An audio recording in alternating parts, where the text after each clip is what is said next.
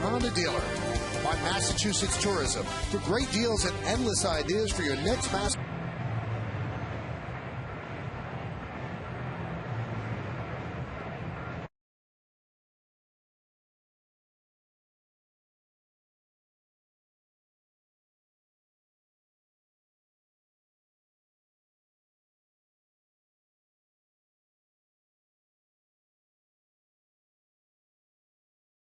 In center field will lead off. Orlando Hudson, the second baseman, bat second.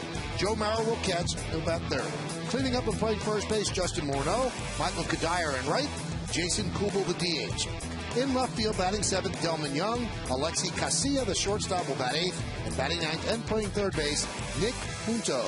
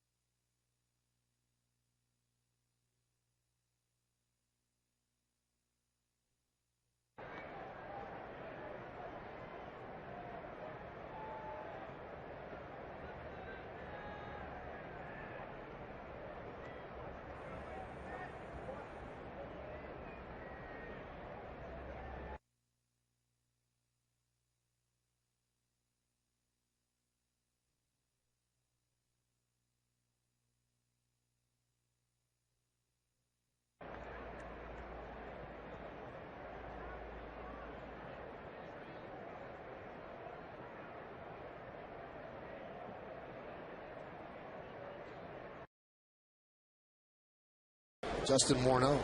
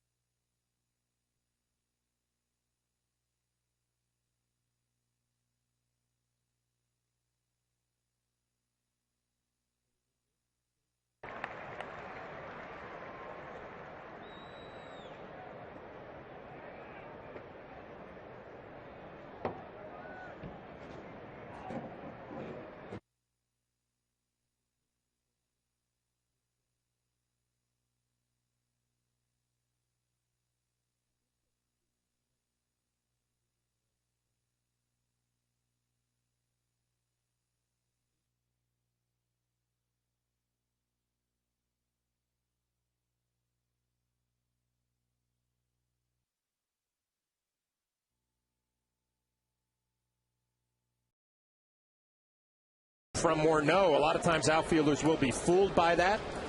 Like you said, Michael, Brett Gardner got a great jump. You see it on the Yes-Mo. Plenty of speed to make up the distance.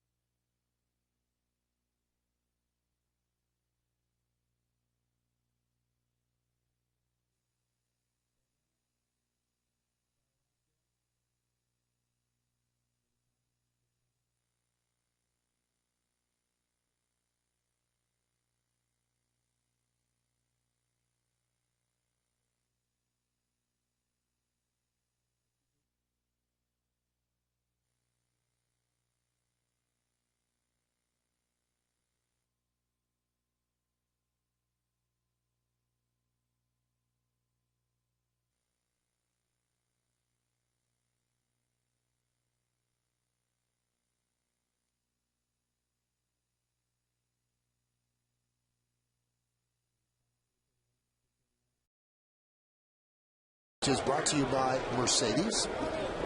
Derek walks slowly back to the dugout.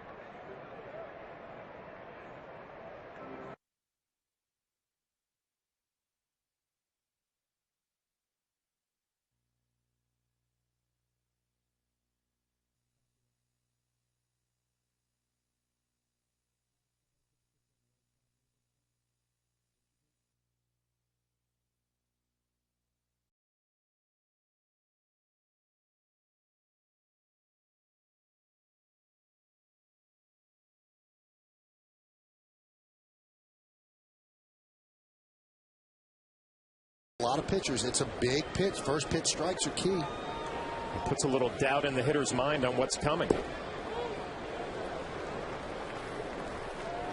I mentioned that Baker is a 4-pitch guy. We'll take a look. This is going to be a little two-seam fastball, runs to the inner half. Baker does not get the call.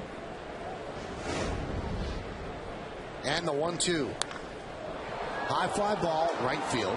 Kadire will put it away for the second out. IOTV offers you incredible HD picture and sound. HD is free with IOTV, the official HD service provider of Yankees baseball on Yes.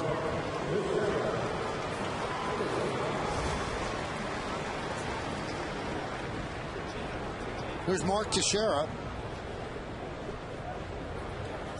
Mark, 8 hits in his last 30 at-bats.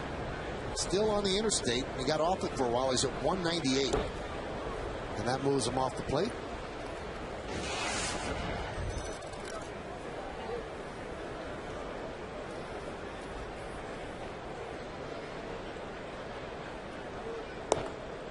And there's a strike.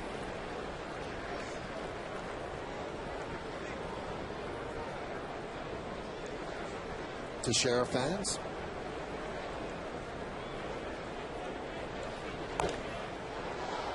Popped up.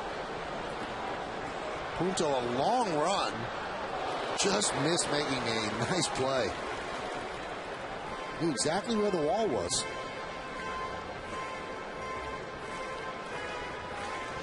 Nick Punto, one of those guys who can play all the infield positions, playing third base this year and covers a lot of ground to make a bid for this pop-up. Runs out of real estate.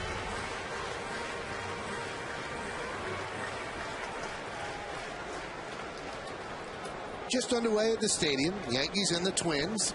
There's a difference between April and May. And Baker deals. Strike 3. Teixeira down looking. Must have been looking for something else. So the Yankees go down in order 1, 2, 3. We've played one here at the stadium. There's no score. Yankees and the Twins. 6.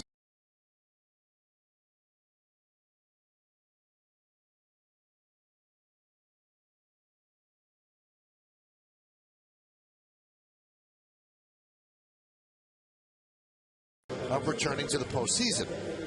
You can text your vote to 58772, and your choices are 1 Angels, 2 Twins, and standard text messaging rates apply. Right now the Angels are off to a bad start.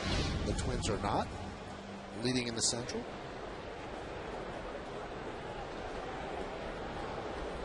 So A.J. Burnett, a little shaky in the first inning, but escaped without giving up a run. Now he will deal with Jason Kubel.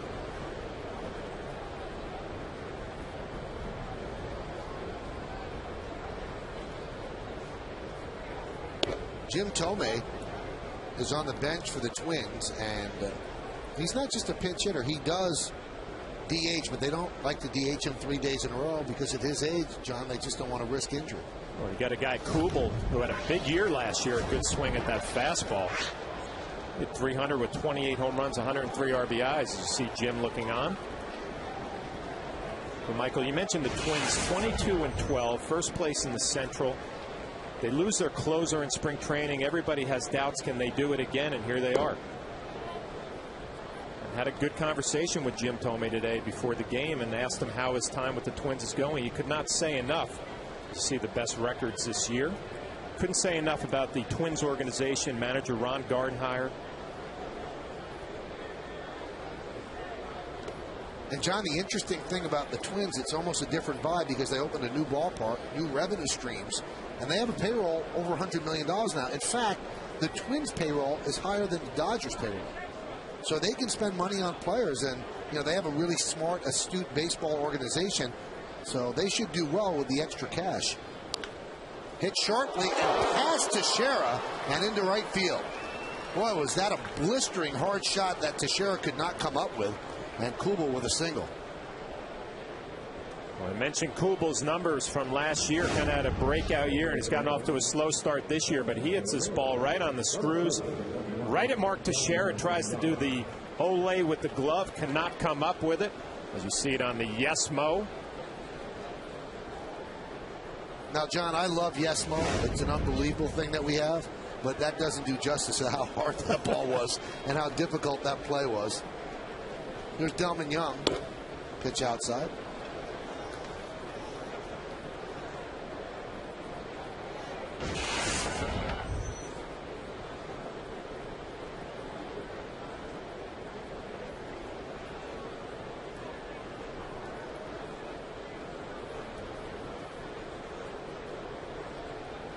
The 1-0. Missed outside. 2-0. It looks like AJ is determined to establish his fastball tonight. I think there's only been one off-speed pitch, a curveball to Justin Morneau. You wonder if Dave Eiland, Joe Girardi went through a game plan. So let's try to attack this lineup the first time through with your fastball. We can show him a couple of different looks a second time through. Count 3-0. Well, this is where he ran into problems last week against the Red Sox. When he doesn't command his fastball, he's in some trouble. I guess you could say that about any pitcher, but he's a two-pitch pitcher. If one of them south, then can't really go to the curve. The 3-0, and he walks him on 4 fastballs. Pindar and Duck Walk Vineyards are hosting a wine tasting event on May 25th at NYY State. Please call 646-977-8325 for reservations or visit nyysteak.com for details. So Cervelli goes out and talks with Burnett, first and second. Now the Yankees have long had success against the Twins here at the stadium. In fact, since Ron Gardenhire took over the Twins' reins from Tom Kelly, the Twins are 3-23 at Yankee Stadium. The one across the street and here. It now comes in and bobbles, and everybody is safe.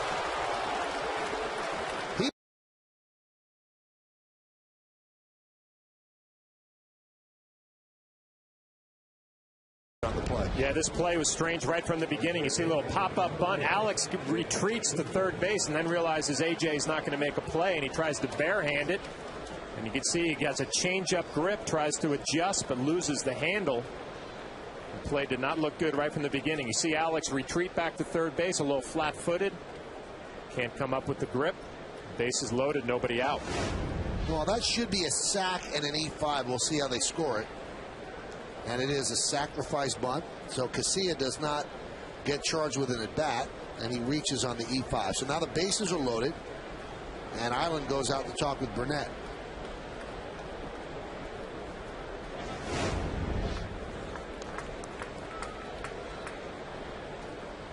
Never really had the grip. Rested on his his neck or shoulder for a moment. Here's Nick Punto hitting .271, and he's usually not that good of a hitter. And that one's way outside. If you're A.J. Burnett and Francisco Cervelli right now, you got to be thinking about a little possible double play. Maybe a two-seamer down and away, sets up in, and look at this ball ride up and away. Nice play just to catch it. If you're Cervelli right here, you're trying to think one pitch, possibility of 2 outs. You'll trade a run for a double play if you can get it here.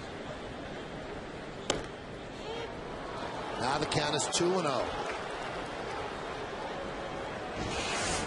Michael, this is a situation here. 2-0, bases loaded, number 9 hitter. You take a little off, throw a fastball right down the middle with some movement down, and take your chances if you're A.J.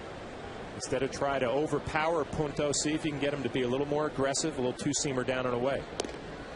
And he misses outside. Now A.J. Burnett is saying to the home plate umpire, where was that? Alfonso Marquez, he said, was that high? So Marquez is behind the plate. Tim Timmons at first, Tim Cheetah is at second, and Bob Davidson is at third. You know, Marquez was working a game in Anaheim when the Yankees were out there, and he had a tight strike zone that day. Looks like he's following the same trend tonight. And he walks him on 4 pitches to force in a run. Well, the way his command is right now, a small strike zone is not good for A.J. Burnett as Jason Kubel touches up 1-0 Twins. See, Derek Jeter's going to have a little conversation with A.J., try to slow him down a little bit here. And trying to limit the damage. Maybe a little sacrifice fly, possible double play, but Span runs well. Usually on a pitch following fastballs that are out of the zone, they slow you down with a breaking ball. Let's see if they do that with Span. That's what they do, but that's out of the strike zone as well.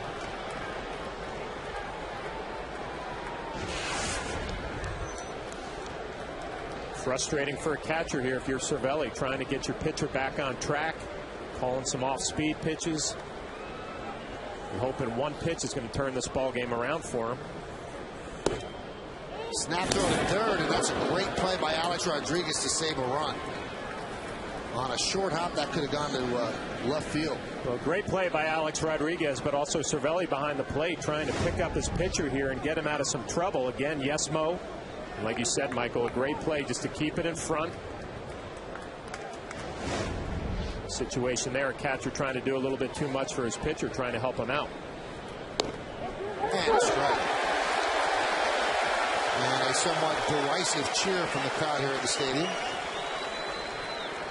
A.J. with Marquez behind the plate, 6 starts in his career, 3-3, 3.62.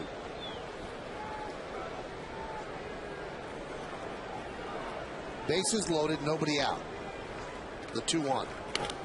Right back to A.J. He's going to come home and get one. On to first, it's a double play. Just like that, 1, 2,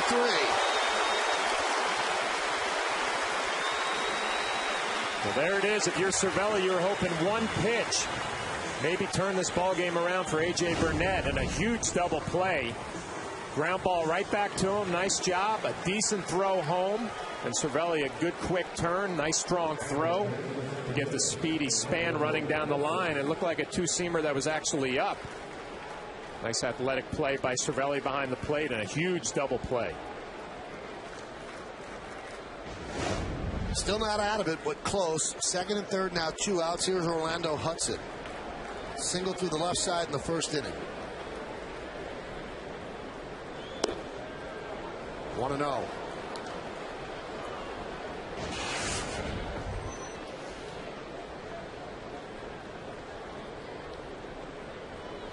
Hudson had that base hit his first at bat, hit it the other way. We'll see if A.J. and Cervelli try to go with some fastballs inside.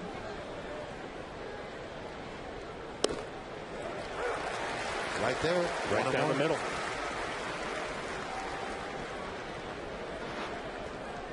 .21 balls, 15 strikes, so not very good. The ratio on the 36 pitches.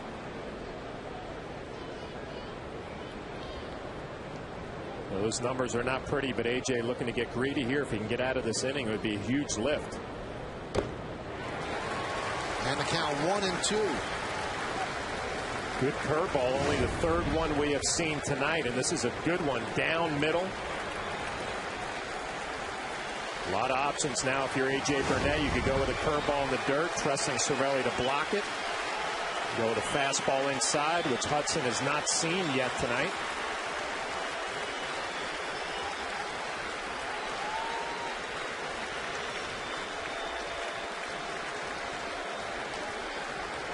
And the 1-2 outside.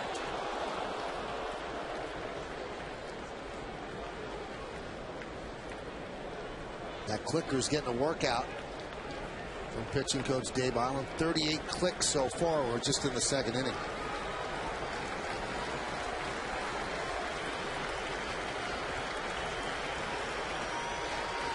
The 2-2. Swung and a miss, he got it. All things considered, A.J. Burnett escapes relatively unscathed. 1 run, 1 hit, 1 error, and the bases are left loaded.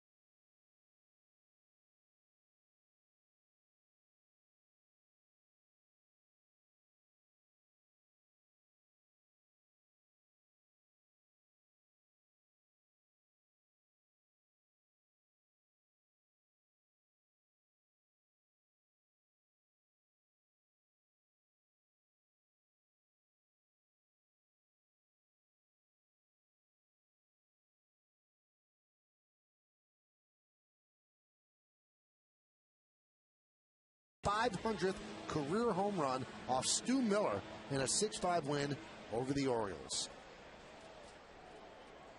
The Mick. Here is Alex Rodriguez.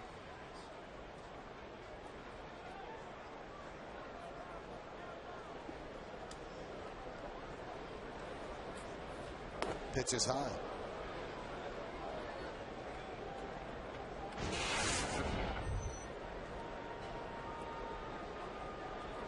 You know, Alex hit a lot of home runs that were big in the postseason last year. He had 6 postseason home runs, 2 in each series. And I asked him which one was the biggest one. And he said, I really think the one against Joe Nathan. And I said, why? He said, because that tied the game. He said, we lose that game. He said, all of a sudden it's 1-1. And we're going back to the Metrodome, which is a really tough place to play. You don't know if you're ever going to get back to Yankee Stadium. I said, even bigger than the one in the World Series. I just felt that the one against Nathan was bigger. That was in Game 2. And it tied the game, and that's the home run that set up Teixeira's home run in extra innings. And it's just a fastball out over the plate, and right when Alex Rodriguez hit it, he knew it. A huge home run to tie up that ball game. The Yankees obviously went on to win that game in that series. Popped up. Out of play. And Alex looking to get on track this year. And if you look at that swing from last postseason, everything was really simple. Kind of spread out his stance a little bit and eliminated some of the leg kick. This is his last swing. And watch his front leg, how big that leg kick is. Alex is trying to shorten that up a little bit to get where he was last year. Use his hands a little bit more. And having a tough time taking it from batting practice into a game. The 1-2. High fly ball, right field. Kadire. 1 out. You see a look of frustration on Alex Rodriguez. Had a pitch to hit there, just working underneath. Looks like he's a little late with the timing of that leg kick. Kevin Long has been working with Alex in the cage during batting practice, but like I said, having a tough time bringing it to a ball game. See on the yes-mo, the last swing, a big leg kick, a good pitch to hit, a good swing, but just a little late and underneath.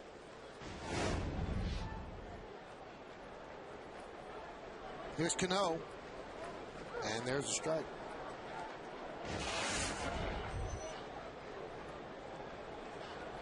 Robbie on the road trip, 5 for 24, his average at .333.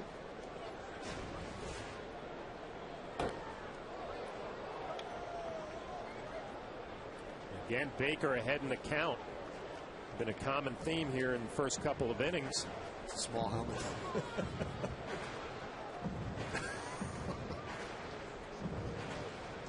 And you know what? He's pulling it off because of the look. He's not laughing. It's there. It's perched on his head. Rakish tilt to it. I like it. Now it's good. That's not good. He could be a member of the Tigers. I was going to say, the Mohawk was popular in Detroit. That is a different looking Mohawk. Now, if you were on a team where they just came in, because, I mean, you're very aware and tuned with your looks. You know you're a good-looking guy, the way you groom yourself. And they said, okay, guys, we're going to do something fun right now. We're going to cut our hairs into a Mohawk. What would you do? I would say, have a great time, everybody. Trying to keep my hair.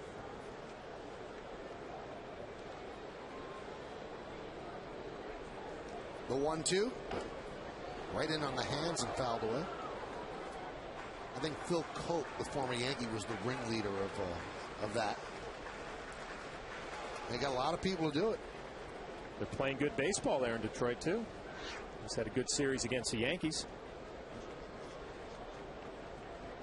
And Swisher had kind of a faux Mohawk last year, but the rest of the team did not follow.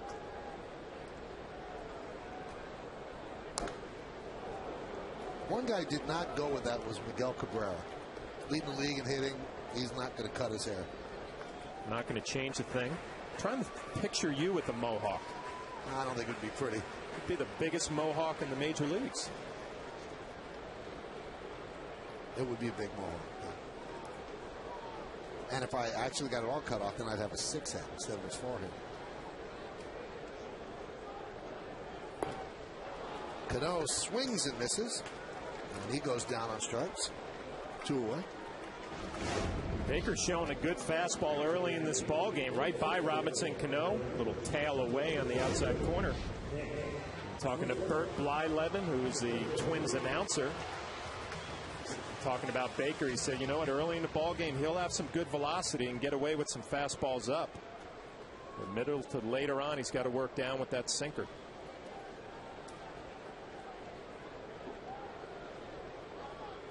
There's Bert Blyleven.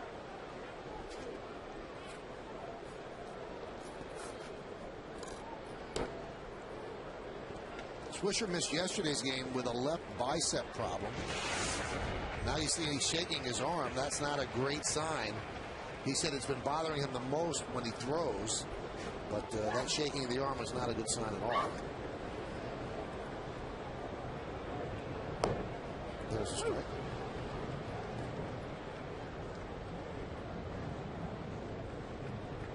I'm a little surprised. It's his left arm, but swinging left-handed is when he says that it hurts. And also when he throws, like you said, Michael, I'm a little surprised. Usually it's that front arm that really does a lot of the work, and the back arm just kind of follows.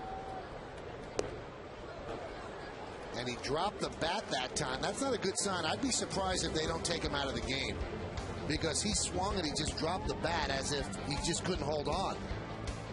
That's not what Swisher does. Boom, the bat will go down, and the Yankees go down in order.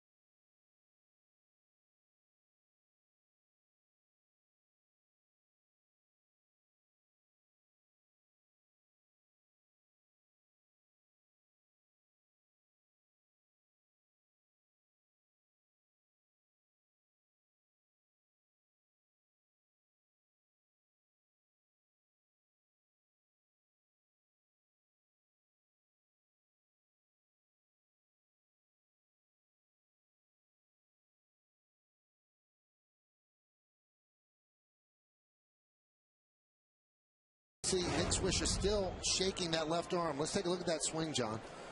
It looked like he knew it was going to hurt. You could see the wince. It's not a good sign for the Yankees. And then Joe Girardi met with him near first base. Looked like he was going to take him out, but Swisher talked himself in, so he's still in right field. Here's Joe Mauer. And the pitch outside as we go to the third inning. Let's also go to Kimberly Jones, who's in the camera well on the third base side. Kim, you spoke to Swisher before the game. What did he tell you about this injury? Well, I talked to him around 3:30, Michael. He and Robinson Cano had a personal BP session with Kevin Long here on the field. At one point, Swisher said to no one in particular, as Joe Mauer hits that one or reach first. Single to center field for Mauer. Swisher said, I feel good. I said, who are you talking to? He said, no one. I just want to feel good. I said, are you 100%? He said, no, but I'm going to play. So certainly it looks like he still feels that left bicep soreness. Now, sometimes discretion, the better part of valor, and maybe he's not going to help the team if he feels that way. Let's move on to the Twins. The Twins, they don't love New York. They're not singing Empire State of Mind. I know Jay-Z's a couple of rows behind you over there. The Twins 0-10 against the Yankees last year, 3-23 in the Bronx with Gardenhire as the manager. As Morneau drives that the other way, backing up is Timms. He makes the play. Mauer retraces his steps and heads all the way to first. So, do the Twins come in here with a defeatist attitude, Kim? They really don't, although Ron Gardenhire admits that during the Twins winter caravan in January, all he heard was, what are you guys going to do to beat the Yankees? Well, Michael Kadire admits we need to win at Yankee Stadium. That would do something for our confidence. Justin Morneau says we're a different team. We have to turn the page. And one of those differences is second baseman Orlando Hudson, who says, oh, yeah, I know they were getting it handed to him here at Yankee Stadium, but we're different now. Hudson has been a very chatty and positive influence in that clubhouse. He is always talking, Michael. Now, as many moves as the Twins made, and with the opening of their new ballpark, there was definitely a feeling of, gee, here we go again, when their stud closer, Joe Nathan, went down with an injury that's going to keep him out all year. But that really hasn't set them back at all, Kim. No, John Roush has done a tremendous job, 9 saves in 10 opportunities. He is a big man, Michael, 6'11", 290 pounds. He's covered in tattoos. I said, how many do you have? He said, 15 or 16. I don't know. They blend together. But he has enlisted Nathan, especially over the phone on road trips, for advice. Nathan always willing to help him out, of course. They go through lineups. They go through sequences. In one of the things that Nathan tells him, don't overthink. We have heard that a lot from Mariano with a lot of the Yankees relievers, by the way. And here's one nice thing. Roush got the first save ever at the new Target Field. He gave the ball to Nathan. He said he's done it for so long, he deserved it. That one is ripped toward third. Let's see if they could turn two. There's one. On to first, a double play. Thanks a lot, Kim. And we'll hear from Kim in the postgame show. So he gets Kadire, Burnett does, to wrap into a 5-4-3 double play. Quick move to the backhand side by A-Rod. He fires a strike to Cano, who then fires a strike.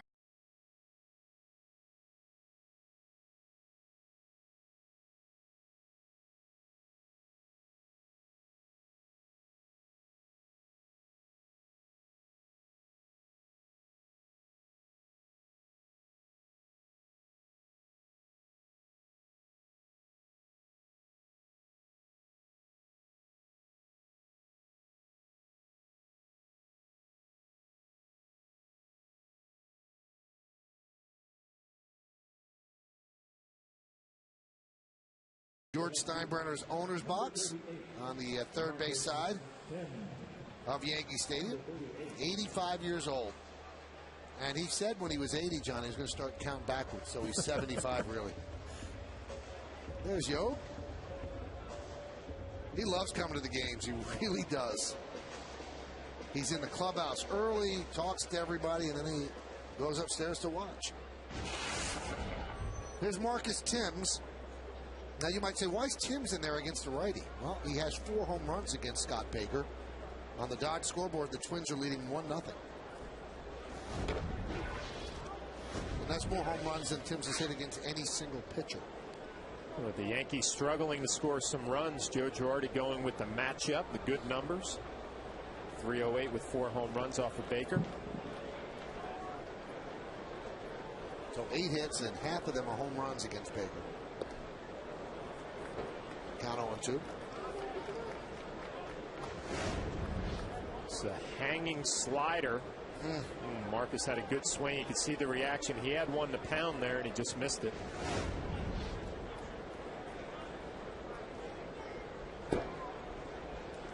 Tim's 3 hits and 14 at bats against righties this year. That's 214 against lefties. 11 for 27. That's 407. How about calling or throwing strikes? Baker 25 strikes out of 30 pitches. Hot shot, base hit. So Tim's the first Yankee base runner. A lot of times they say in a major league at bat, you'll have one pitch to hit. Marcus Timms had one, he fouled it off, and he got another one and drilled it to left field.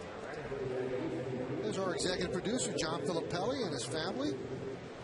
2 sons, John Ed and Pierce, and his wife Jenna. John Ed in the Fordham jersey is going to graduate next week from Fordham. Must be a very intelligent young man. I mean, related to Flip or going to Fordham? Graduating from Fordham. Fine academic institution. Here's Miranda. And also Flip's other son, Pierce, goes to Fordham too. I think you know that, right? Yeah, just got done with what, his freshman year, I think? No. Sophomore? Sophomore, yeah. I'm sorry, you jumped down my throat like he was a senior.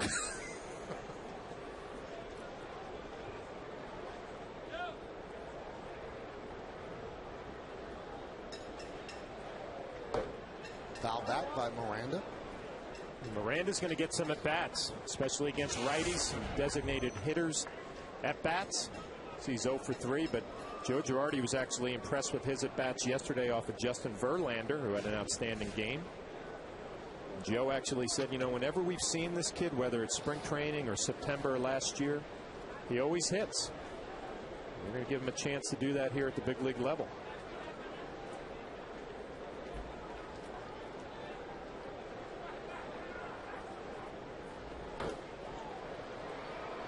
Popped up. Punto will make the play. 1 out.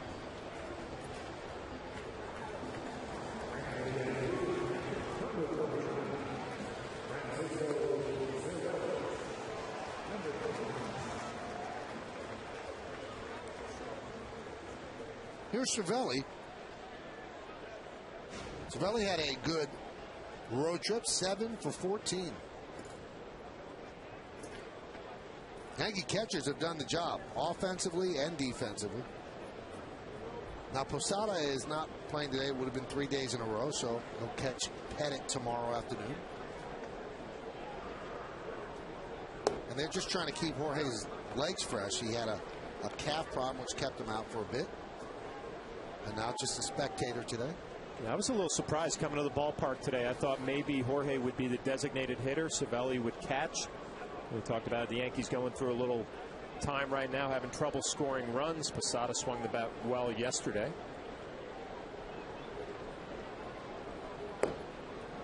Good pitch. Breaking ball whispering across the outside corner.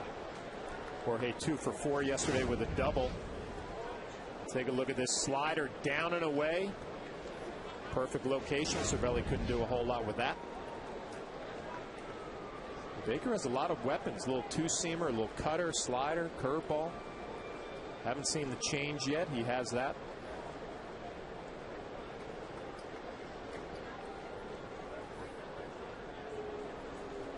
Chases Tim's bat.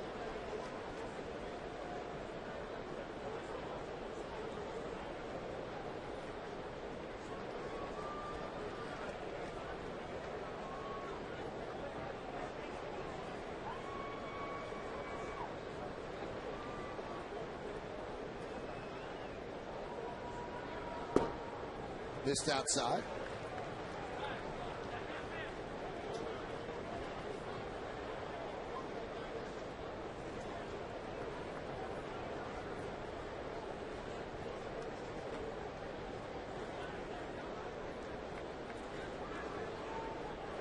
A.J. Burnett had a rough second inning, but gave up just 1 run. Yankees are hoping that he settled down. He's hoping that as well. Fouled away.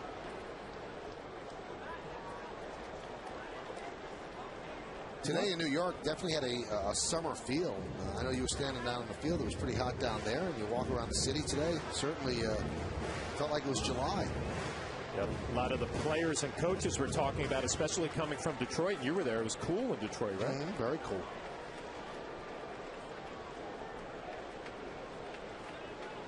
Ice cream's the perfect tonic for hot weather. You know, Michael, I watched Cervelli hit this year, and I remember last year he did such a good job at the plate, and Kevin Long worked with his lower half and all those things, but it just seems like he's a lot quieter in the batter's box this year. You know, not a whole lot of extra movement. Obviously locked in with the batting average up over 400. Really come a long way in a short amount of time.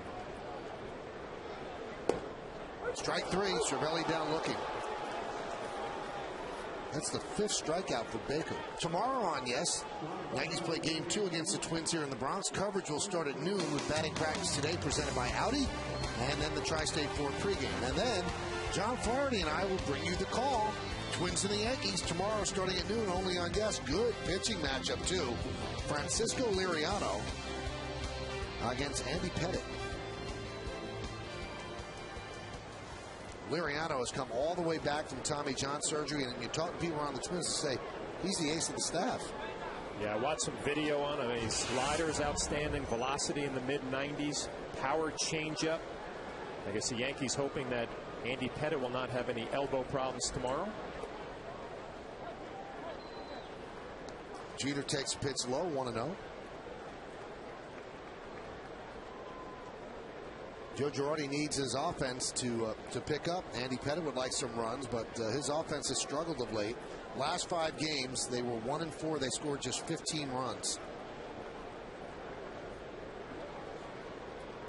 The 1-0.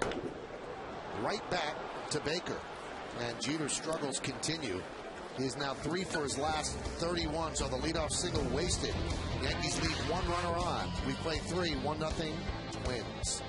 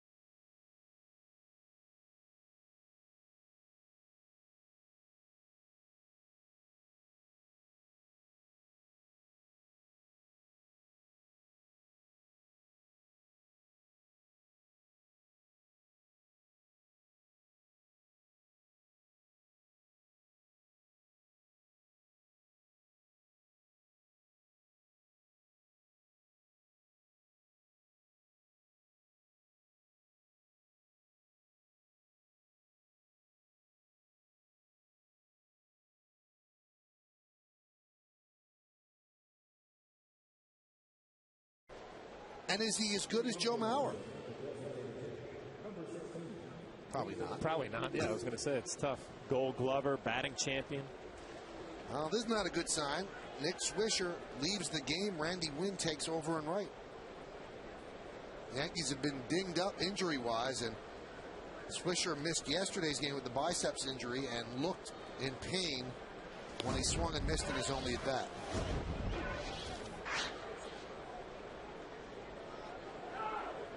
Curtis Granderson still weeks away with the groin injury that he's had. They're hoping to get him back maybe at the end of this month. Hot shot, past the diving Teixeira and into right field. So Kubel with a leadoff single. Kubel now 2 for 2. Came into this game, kind of got off to a slow start this year. He's had 2 good swings tonight. This to the right of Mark Teixeira. The first base hit was to his left. Michael, you mentioned the injuries for the Yankees and Swisher leaving this ball game. I mean, that's all. It's all part of the deal. Nobody's going to feel sorry for you. You got to find a way to get through this rough time. Get some contributions from some bench players. There's a strike to Delman Young. Again, this was Nick Swisher striking out. You could see that he's in obvious pain.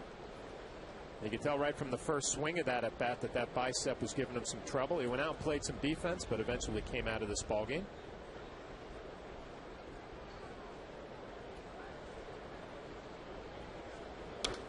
And you're so right, John.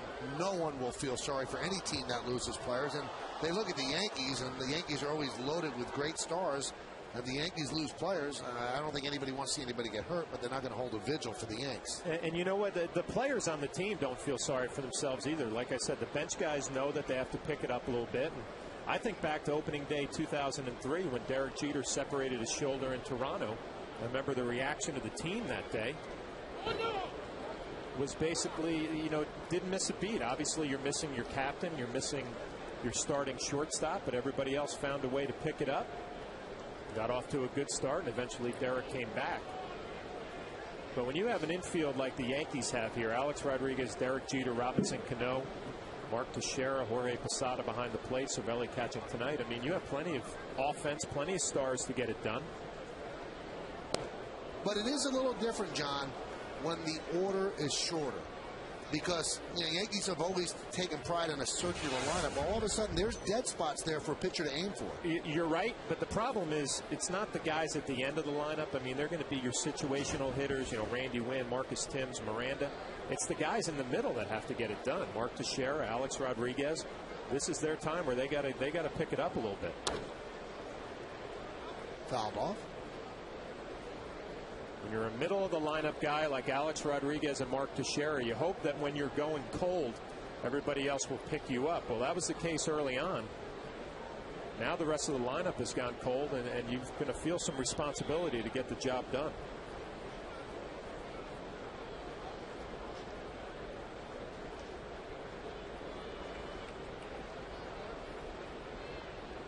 Two.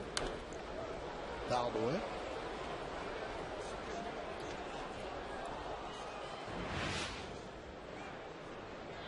This is a swing that Swisher had in Detroit. And you can see he's touching his bicep there just a little bit. So it's been bothering him, and he missed the last game in Detroit, but thought he'd be good to go. Swing and a miss. Breaking ball. Young chases for the first out. And a good one, that power curve, perfectly located down and away. Young, who's a free swinger, actually walked his first plate appearance. He only walked 12 times all of last year. AJ got him to expand out of the strike zone. Here's Alexi Casilla with a very strange looking beard. Sacrifice and reached on an E5 in the second inning. Looped into shallow center field. Coming on is Gardner, and he'll make the play.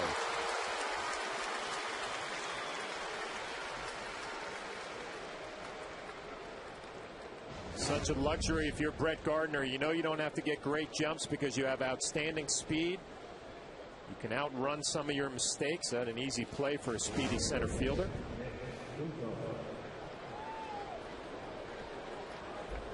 And Gardner has moved in seamlessly to the injured Granderson. And that's Greg Golson sitting next to him. Sergio Mitre, Sunday's starter. Here's Nick Punto. Slap the other way.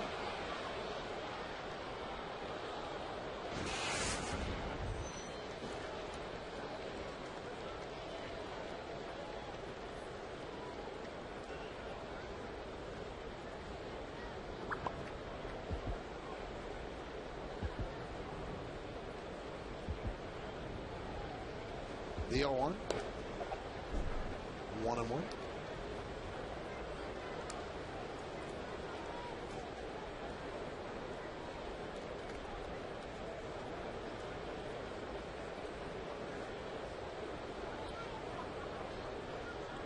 One nothing Twins over the Yankees, top of the fourth inning, beginning of a 7-game homestand for the Yankees. Count 2-1. AJ showing some good life on that fastball, but when he's missing up in the zone. Home plate umpire Alfonso Marquez not giving him the high strike. Been behind in the count a lot in this ball game. Things really could be a lot worse if you're AJ Burnett. Bunted, third base side, but it's hard to keep a bunt fair right down the line here at Yankee Stadium the way the grass is cut. So Punto will head back. Not a bad idea with 2 outs if you're Nick Punto, the number 9 hitter. Wants to hustle out of the box. Diving into first base. You probably say that Nick Punto is probably the perfect Twin player, and that he doesn't have great skills. He's not a, he's a talented guy, obviously, in the big leagues, but knows his role, trying to get on base with 2 outs. Turn the lineup over. Just a very good baseball player, knows how to play the game right.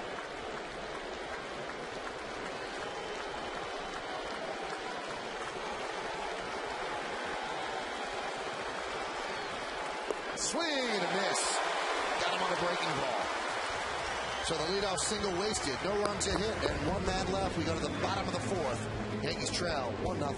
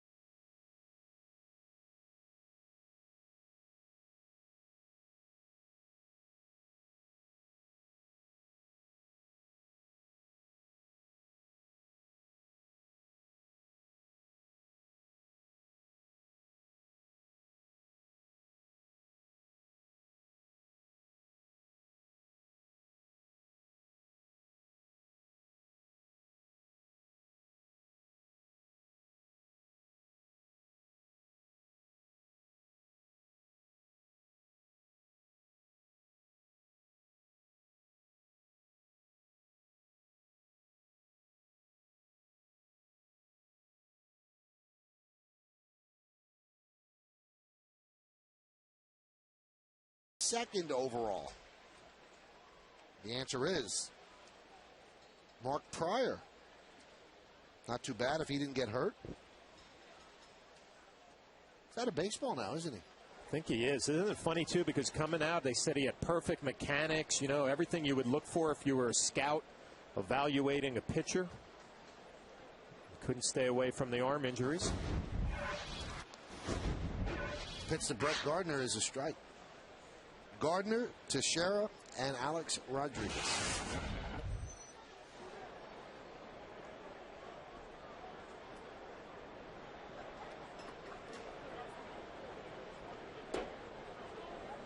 Check swing.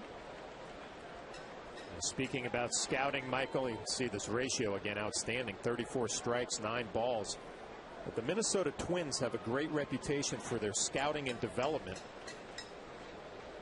all throughout baseball.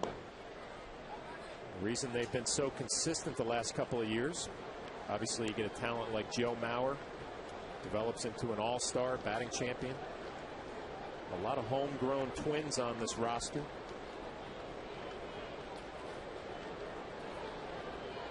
Now, the difference with the Twins now with their new ballpark, with the increased revenue, they used to develop these players, and then they'd lose them when they became free agents. That's what happened with Torrey Hunter.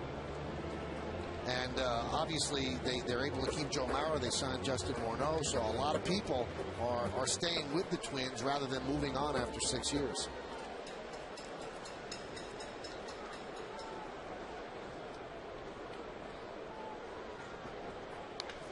That one is driven deep to right field. There it goes. See ya. A long home run into the bleachers for Brett Gardner, and the game is tied at 1.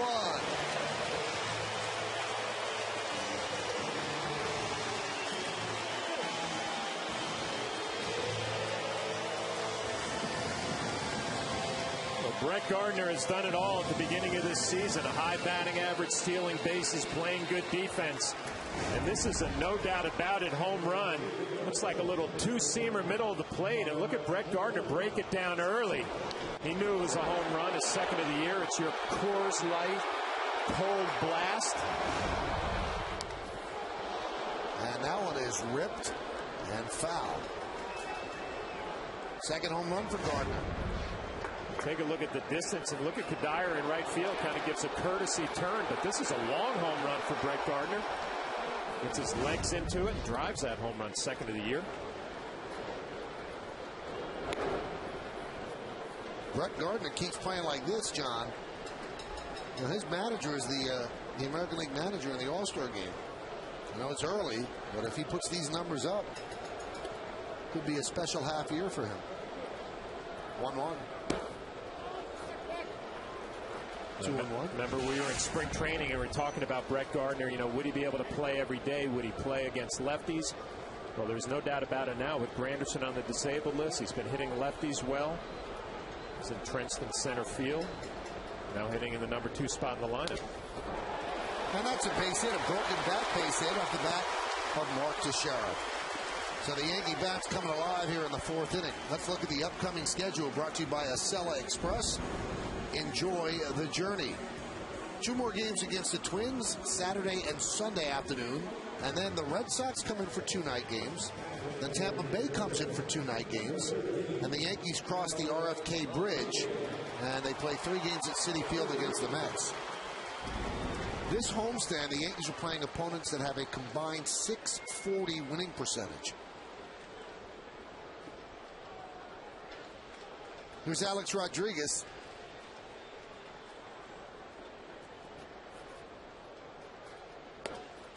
Breaking ball is high. And when we looked at that schedule there, it's going to be a tough homestand. Actually mentioned that to Robbie Thompson, the third base coach, before the game. And he said, you know what, it's a tough homestand, but it's an opportunity really to do something special against a lot of these good ball clubs coming in here to Yankee Stadium.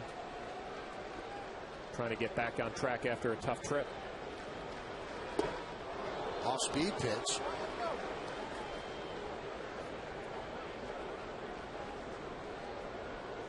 Hit that off-speed swing, but I just look at it. That was a fastball. Yeah, it looked like it had a little movement on it, too, down and in. Alex Rodriguez was actually shaking his head after that swing like he liked what he felt there with that swing. We'll see if it translates the rest of the at-bat.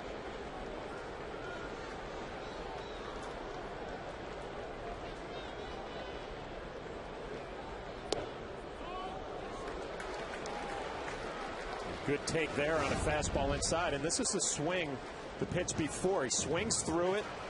You see he reacts, shaking his head a little bit like, you know what, I felt pretty good about that pass.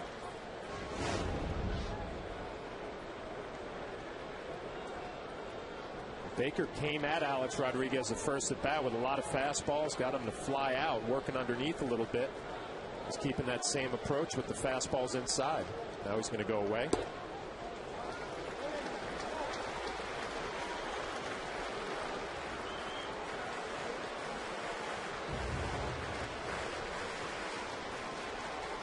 Ron Gardenhire, manager, looking on. First time Scott Baker's really been behind in the count. Alex Rodriguez in the driver's seat here. 3-1 count. Probably going to get a good fastball to hit. For Alex, shorten that stride up a little bit. Make sure you get your foot down. Ready to have a good swing. Good pitch, a little cut fastball and a 3-1 count. Alex had seen fastballs inside, and watch this, a little cutter, middle of the plate. Swings right over the top. Good pitch. Alex, just 3 home runs, very low total for this time of the year for him. And the count 3-2 now, with Teixeira on first. Breaking ball misses inside, and A-Rod works a walk. Let's take a look at the way that entire at bat brought down by Suzuki Kizashi. You see a first pitch fastball inside, another fastball inside, a swing and a miss. Just misses, tries to go away and yanks it. A little cutter, and then he tries to freeze him on the inner half with a cut fastball. Does not get the call. Not a bad pitch. Rick Anderson, the pitching coach, comes out and talks with Baker. This copyrighted telecast presented by authority of the New York Yankees and may not be reproduced or retransmitted in any form. And the accounts and descriptions of this game may not be disseminated without the express written consent of the New York Yankees.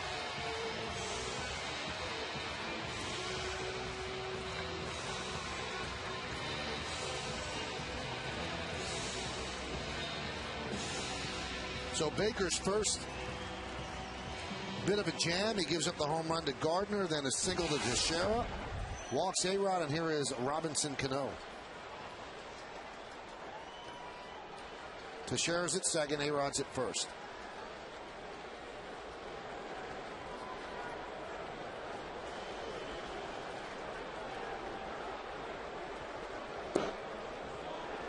One and 0. You know, Michael, watching Baker here into the 4th inning and first couple innings, looks like he's not going to give you anything straight just to lean on. If you're Robinson Cano, you got to shorten it up a little bit. You know, you got to protect against a cutter, you got to protect against a sinker, a little slider. And instead of thinking of maybe 3-run home run right here, if you're Robinson Cano, think the other way, and if you make some mistake, that's when it's going to end up in the seats. But here in a 1-0 count, I don't see Baker just rearing back and challenging Robinson Cano. We'll see what he does.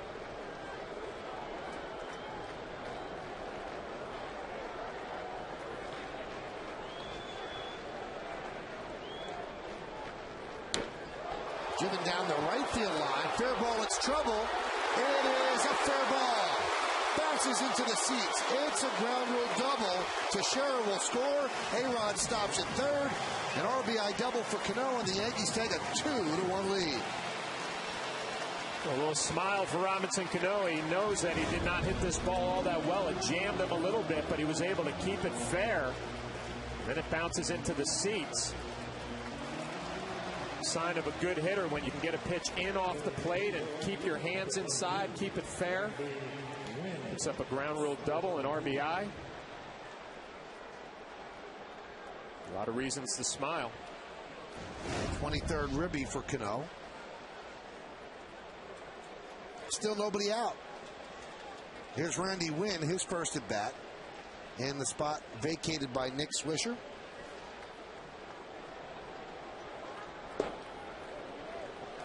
Now, with that RBI, Cano has driven in just 1 run over his last 10 games.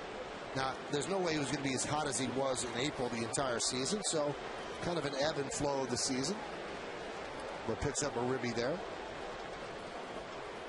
Let's see if Randy Wynn can do a nice job of situational hitting right here. You want to hit a ground ball to the right side, score a run. And also get Cano to third base with nobody out, or 1 out if you do hit a ground ball. Randy had some good swings yesterday against Verlander, fouled off some fastballs. Veteran hitter here, do a nice job of situational hitting, pick up an RBI and move a runner to third.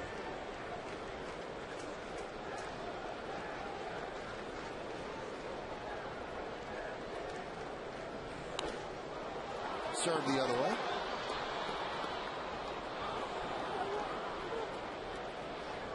One of those situations we talked about before. Michael Swisher comes out with an injury. You have a bench player in Randy Wynn. You have an opportunity to do something positive here.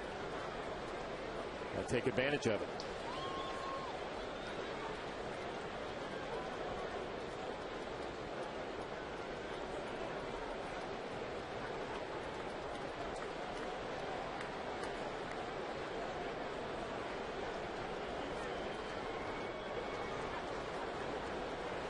1-2 count. Maurer going through the signs. Swing and a miss. Baker strikes out Randy Wynn. It's a disappointing at bat for Randy Wynn. Got behind in the count. He gets a fastball pretty much middle of the plate. Just a little bit late. Randy knows he let an opportunity get away from him.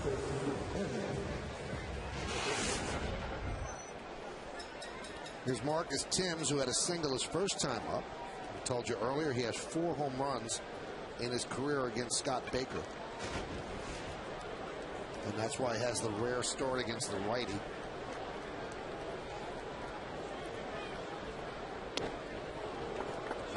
We'll see what Baker does here. I'm sure he knows those numbers for Marcus Timms against him in his career. He has first base open with 1 out. Baker is such a strike-throwing machine. You wonder if he'll take an opportunity here to be careful with Marcus Timms, or if he's going to come right at him. He's been challenging hitters all night. The 1-0. Let me ask you this, John. When there's a meeting, catcher and a pitcher, and you're going over the batters, do you as a catcher or the pitching coach say, listen, this guy owns you, we got to do something different? No, I don't think you would phrase it that way. You would say, you know what, let's change up the game plan a little bit. You would stay away from the language that he owns you. You know, say, let's try something different here. Go with this pitch or that pitch. But it looks like Baker's going to come right at Marcus Timms through a 1-0 fastball right by him, right down the middle. Does it again, 1-2. Another fastball up in the zone. Marcus got a base hit on a slider his first at bat, but he's getting a steady dose of fastballs here. A little movement.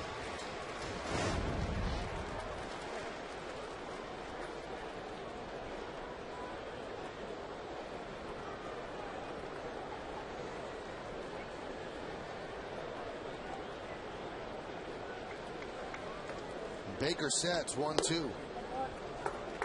3 straight fastballs, count 2-2. Yeah, this is where you start second-guessing yourself. You're a pitcher and a catcher. I've thrown a bunch of fastballs. Maybe he's going to be looking for it now. Should I throw an off-speed pitch? Marcus has not shown that he can hit the fastball. He probably should stay with it. We'll see what Baker does.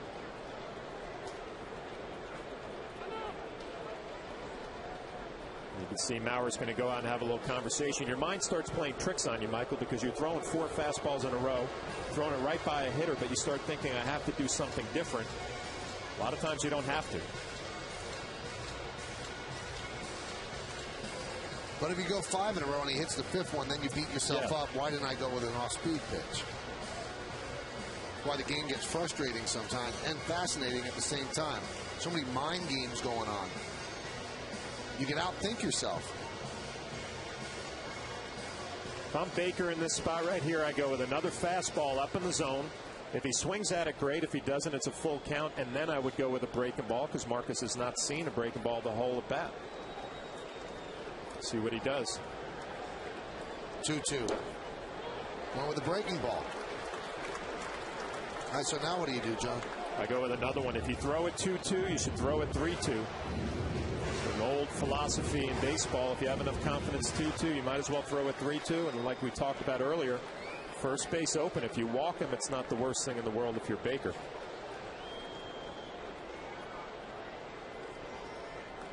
(3-2). And he goes with the breaking ball. And Tim strikes out 2 away. But interesting, he went with a breaking ball away 2-2, and then a breaking ball inside 3-2 to pick up the strikeout. You don't see this very often. Maurer setting up inside. Picks up another big strikeout.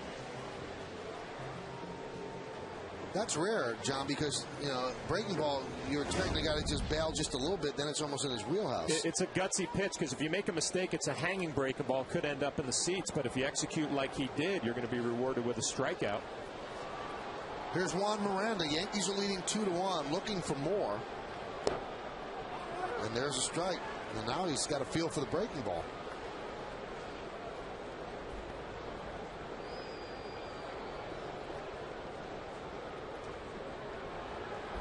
Each team with 4 hits.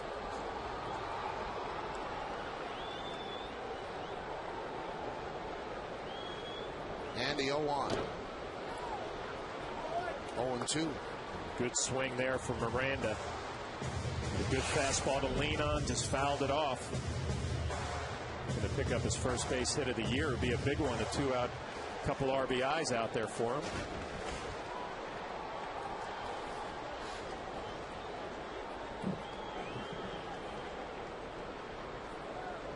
Tough inning for Baker. A lot of work. Burnett's been on the bench for a while. Rodriguez at third. Canoa's at second. 2 men out. 2 men in.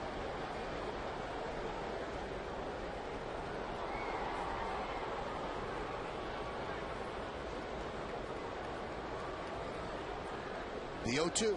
He swings and misses on a fastball. That's impressive. Baker strikes out the side. But the Yankees do take the lead. It started with a home run at the bat of Brett Gardner into the bleachers and right. Yankees got another run after that, but they strand 2. They lead 2-1 after 4.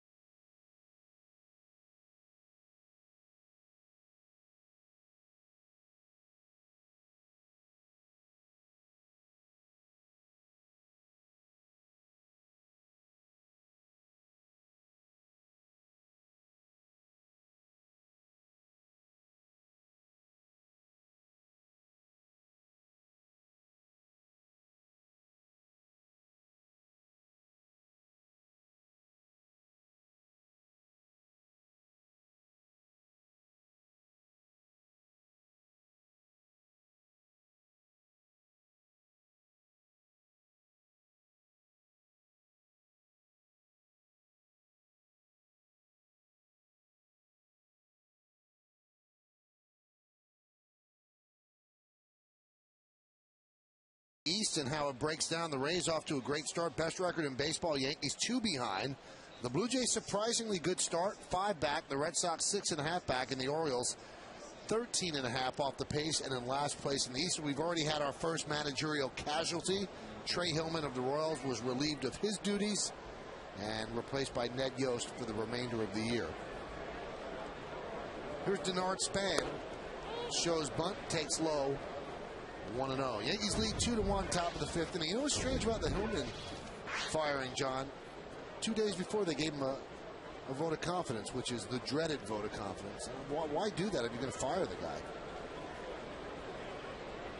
He got fired after a win. But the odd thing about that, they told him before the game, you're going to get fired. Do you want to manage the game or not? And he knew he had Zach Greinke going. Yeah, I'll manage that one, sure. Told Joe Girardi that. We're actually on the tarmac coming back from Detroit.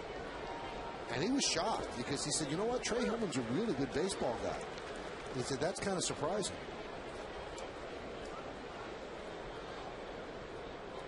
Well, we get some word on Swisher. He left the game with a sore left bicep, same injury that kept him out of the game yesterday. And he's been taken to New York Presbyterian Hospital for a precautionary MRI.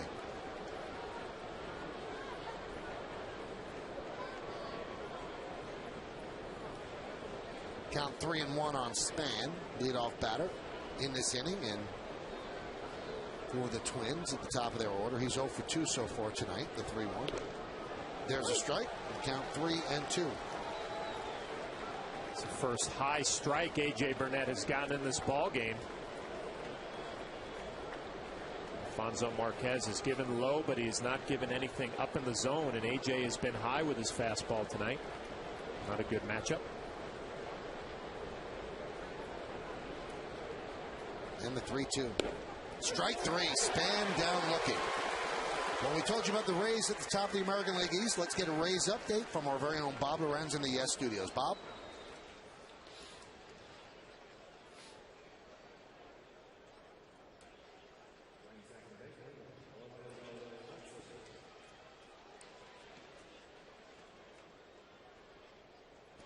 Thank you, Bob.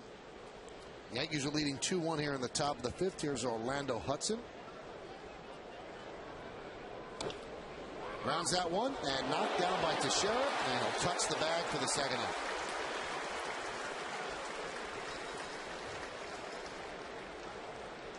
Nice play by Mark going to his left. Sees playing in, respecting the possibility of a bunt, knocks it down. Obviously going to have plenty of time just to touch first base after he does that.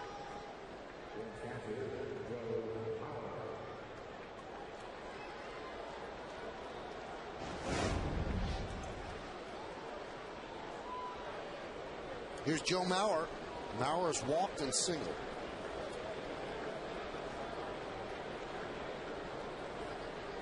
Mauer was going to be one of the most coveted free agents of all time. If he had played out the season and hit the market, there were those that said that he might be able to command $30 million a year with what he can do as a catcher. But the Twins locked him up. 10-year deal.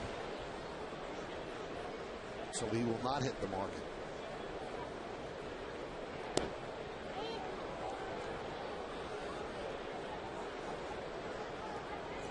This guy can do it all. First overall pick, we told you that. 3-time All-Star, 3-time batting champ, which is, as a catcher, it's amazing the beating that your legs take. And in 09, he won the American League MVP. It was last season, 1-1. Catchers just don't win batting titles because it's so tough on the legs, Jimmy. Well, it is. Usually you'll see catchers at the end of the year really getting their body involved in their swing. Joe Mauer, he does not have that bad habit, I guess is the best way to put it. If you watch him hit, he's so quiet at the plate, does not have a big stride, uses his hands so well. It was the power last year that I think surprised me. I thought he was always going to be a high average guy with not a lot of pop. That has changed. There's some of that power driven deep to left center field, giving Chase Timms on the run, and that ball's gone. Off that fence right near the Twins bullpen. Opposite field power for Mauer, and the game is tied at 2. That is the difference for Mauer. 9 home runs in 08, and then he comes out last year and hits 28 home runs. And the difference is not just hitting it the other way, but driving it the other way. It'll be his 2nd home run of the year. And that is not easy to do, to drive a pitch the other way with a very little stride. You can see it hits the fence post.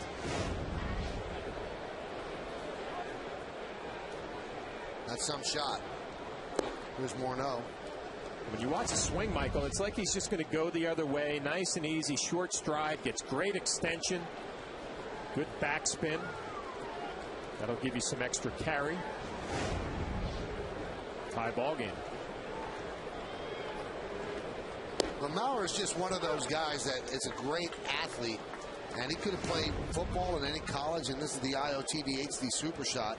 Take a look at that swing.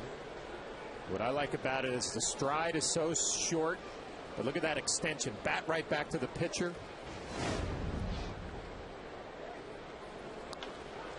There's a ground ball through the right side for a base hit, as the second part of the Twins M&M boys picks up a single.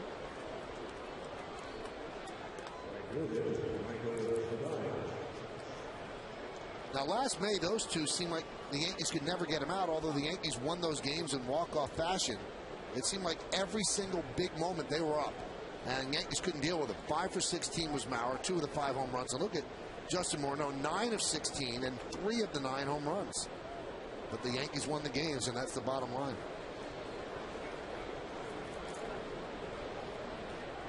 Well, A.J. Burnett was hoping to have a quick inning, had 2 quick outs. And the home run to Mauer, a base hit to Morneau, and now he's got Kadire up there, and the pitch count is increasing. 76 here with 2 outs in the 5th. In that series last year, which was also right around this time in May, Mauer and Morneau were only retired back-to-back once. That one is lofted into center field. Gardner on the run. He'll make the play for the final out of the inning. But the Twins tie the score. 1 run on 2 hits. They leave 1. The 1 run came on that 1 swing. Right off that fence pole. It is a home run. And it's a 2-2 game as we're halfway through.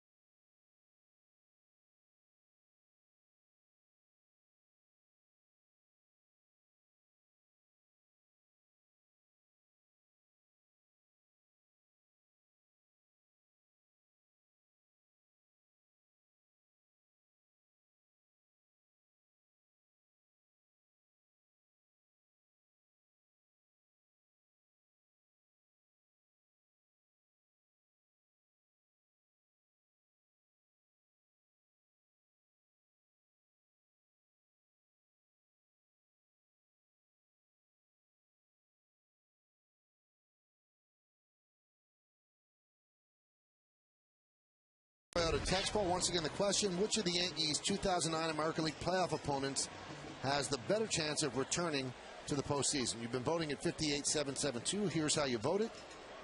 A landslide, the Twins over the Angels, 76 to 24%. 2-2 game. Here's Francisco Cervelli. Yankees kicking themselves for missing an opportunity to put up some more runs in the fourth, and they had second and third, nobody out. And then Baker rebounds to strike out Wynn, Timms, and Miranda. They didn't get a ground ball or a fly ball to get in a run. Cervelli fouls it off. Through the first 3 innings, Baker had thrown 41 pitches. In that fourth inning, which was started with the Gardner home run, he threw 30 pitches.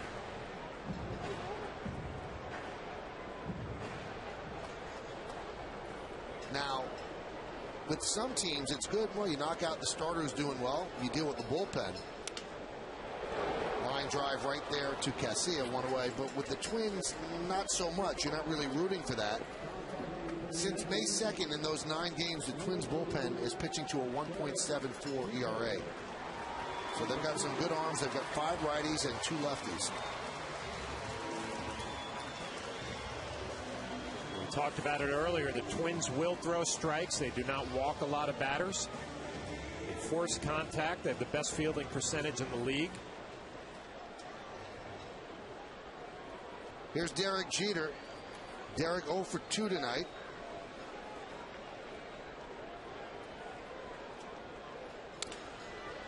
And there's a ground ball to short. Casilla. And there's 2 away. Now, Baker has 8 strikeouts, and John's going to walk you through all of them. We'll take a look at his 8 strikeouts. A good cutter down, another backdoor cutter to Mark Teixeira. A fastball running away. Fastball right down the middle by Robinson Cano. Backdoor sinker, another fastball, and a little cutter on the inner half. Fastball up and into Miranda. Those are your 8 strikeouts. What you see from those replays, a lot of pitches on the inner half, the outer half. If you're a Yankee batter tonight, you cannot sit on one side of the plate. Baker doing a good job showing both sides. Here's Brett Gardner. Gardner with that home run has now reached base safely in 16 straight games via hit or walk.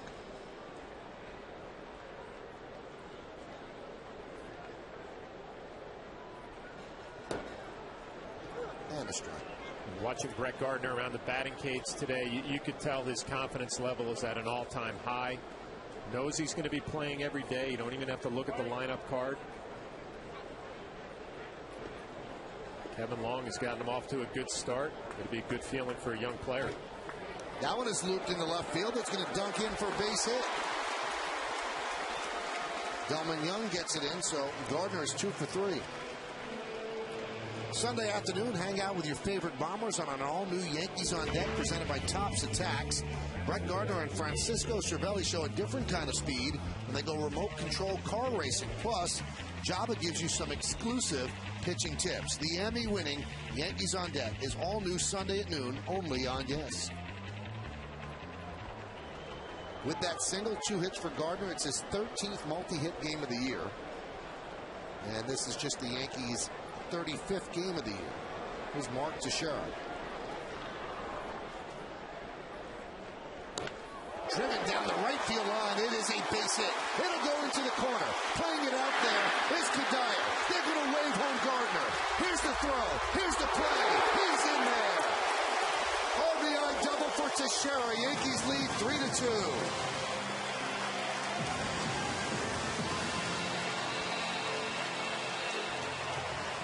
Well, nice job by Brett Gardner keeping the inning going with a base hit, and Mark Teixeira drills a shot down the right field line. Fun to watch Brett Gardner running the bases. Kadire does a good job getting it into Hudson. Hudson doesn't have a whole lot on the throw. You can see it short hops Mauer, and Brett Gardner's going to score easily. You see it again on the Yes Mo. Going to touch home plate with his left hand.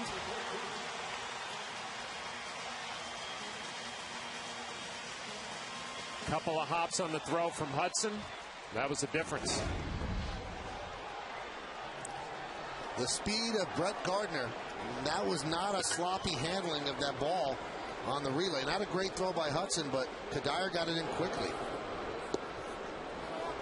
There's a breaking ball. This happened last year.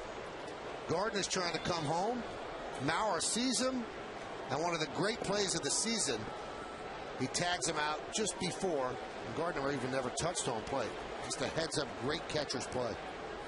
Heads-up play and a nice job diving to a spot to beat Gardner. Count 0-2. Here's Gardner sliding by, and tonight, the fun part about that play, watching Robbie Thompson, the third base coach, he was thinking about Brett Gardner scoring right when that ball was hit. Was all the way down the line, encouraging him. The Yankees take the lead.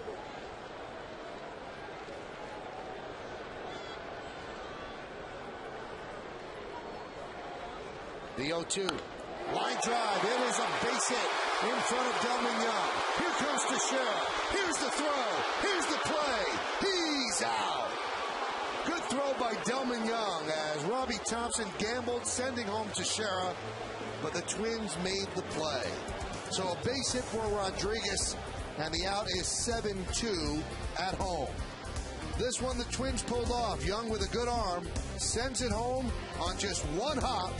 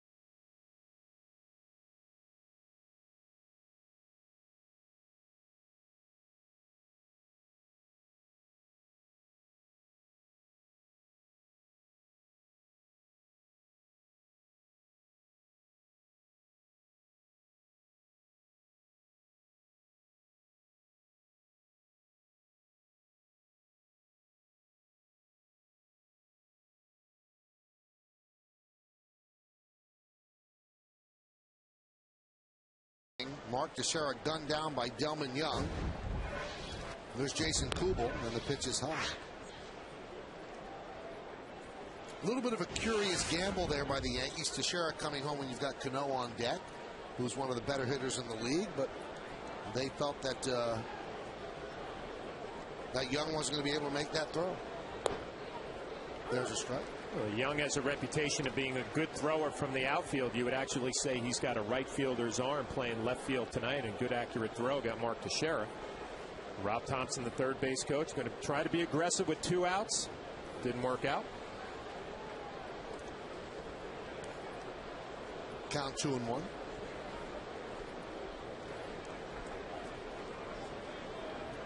Give A.J. Burnett a little bit of credit here. He's in the 6th inning. The way this ball game started, big trouble in the 2nd inning, but a big double play to work out of some trouble. But he has not been sharp tonight. Grabbed there by Teixeira. He's going to flip to Burnett, and there's one away.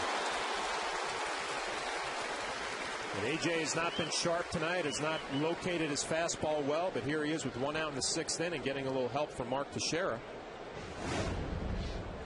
Kubel's hit the ball to the right side 3 times tonight. Mark going to his right, a little flip to A.J. covering first base.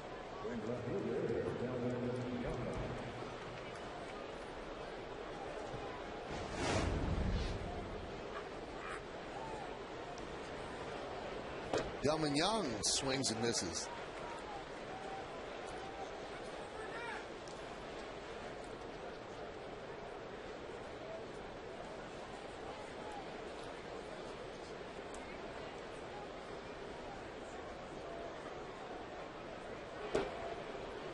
Count 1-1.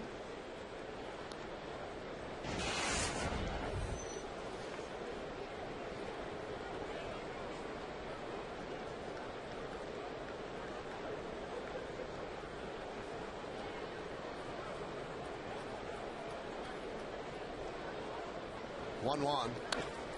Grounded up the middle. Cano was perfectly placed. 2 men are out. Good scouting reports right there. Robinson Cano shading Young up the middle. Routine play for Robinson. Good scouting report by the coaching staff. You can see he's shading him right up the middle. Delman Young does the right thing, hits it right where Robinson Cano is. So nice job by the scouting department and the coaches. Here's Alexi Casilla. He skips rope.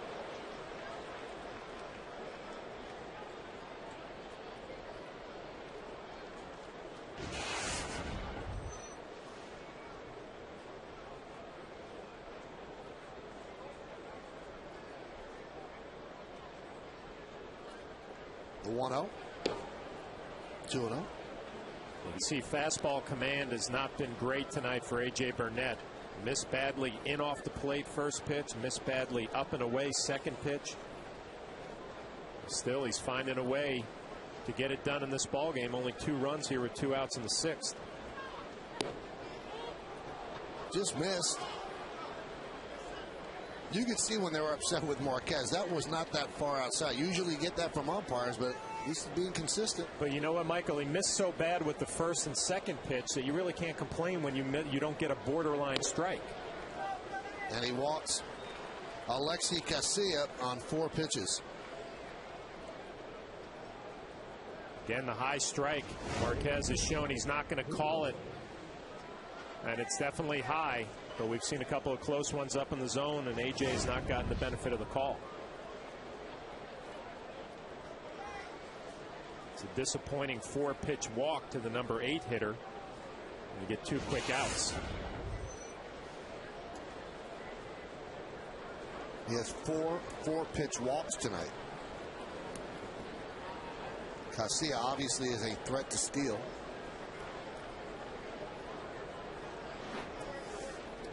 Not a great ratio, about 1-to-1. Finding a way to get it done. He could not do it at Fenway Park his last outing, but finding a way without his great stuff tonight. These are the games pitchers are most proud of when you know you don't have your good stuff. It's been a battle. You keep your ball club in the ball game.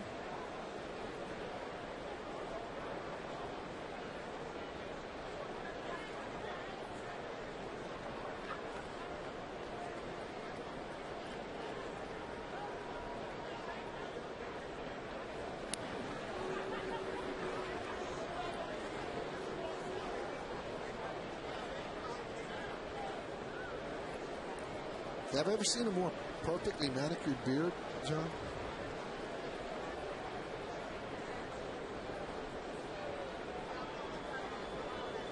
I have not.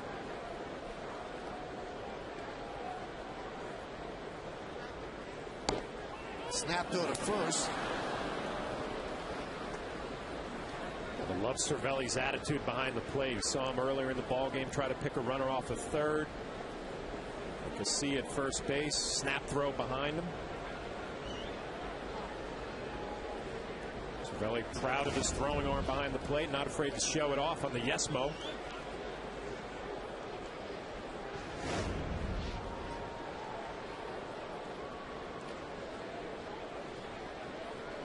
Runner goes. There's a strike. Throw to second. Got it. Good tag by Derek Jeter as Casilla has gone down 2-6. Casilla got a decent jump. The throw by Cervelli was quick. The tag by Jeter quicker. And the end of the inning right there.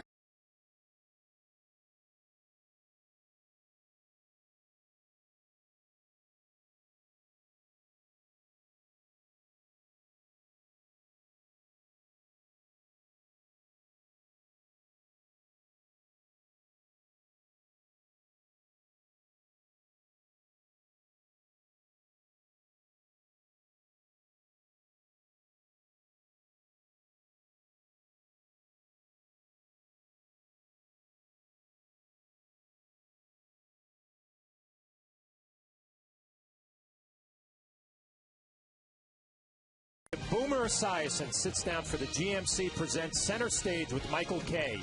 The NFL great dishes on his days in football and as a broadcaster. Plus a story behind his charitable work. Center Stage, Boomer Esiason airs tonight after the postgame only on Yes. Pitch to Robinson Cano is a strike. Yankees lead 3-2. You were on with Boomer on his radio show yesterday, weren't you? I was. Yeah, 8:30 in the morning. Got the kids to the bus stop. Nice conversation with Boomer. How was the show? The show was great. And he he's a natural. I didn't have to do much work. Fire off a couple of questions. He takes over. Boom. You're done. Hour in the can.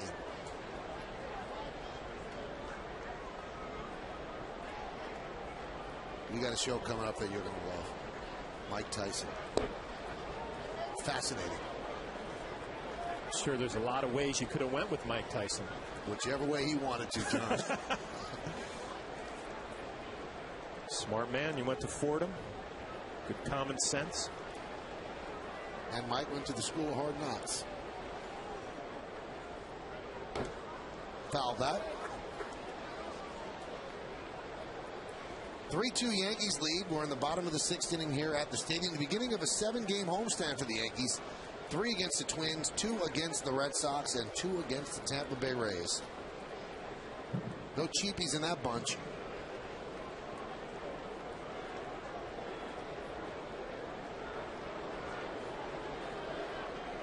Two. Line drive, a base hit to right center. That's going to scoot to the wall. Cano goes to second. He'll have himself a leadoff double. He's 2 for 3 with 2 doubles.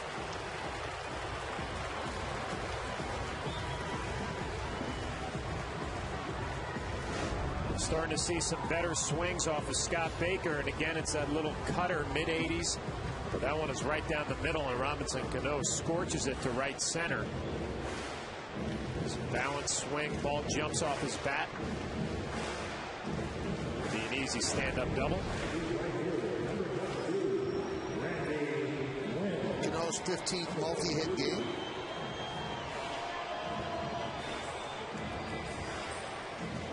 Now you'd like to see Wynn pull the ball here and get Cano over to third. Wynn with runners on second and third, and nobody out in the fourth struck out, as did Timms, as did Miranda, as Baker pulled a Houdini act to get out of further trouble. Well, looks like Randy's going to get the opportunity to swing the bat, and like you said, Michael, looking to pull a ground ball. I was wondering if the previous at-bat would have changed Joe Girardi's mind. Randy had an opportunity. The situational hit his last at-bat. Didn't get the job done. Looks like Joe Girardi's going to give him another opportunity to swing the bat.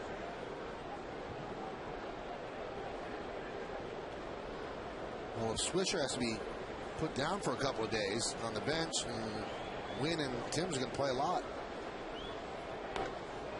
And he does not get the job done. He lofts it to left field. Delman Young is there for the first out.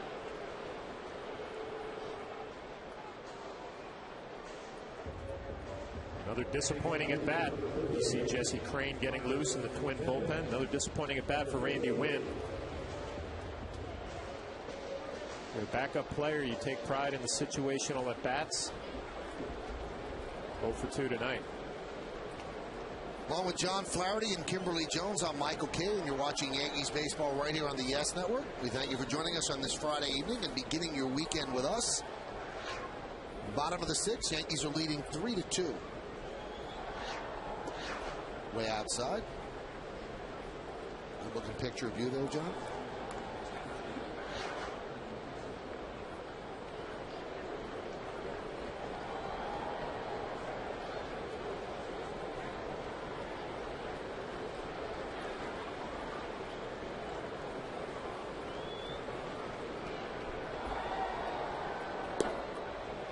And a strike.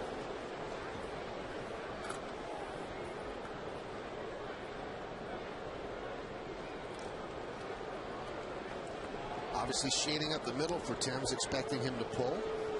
Second baseman Hudson close to second base.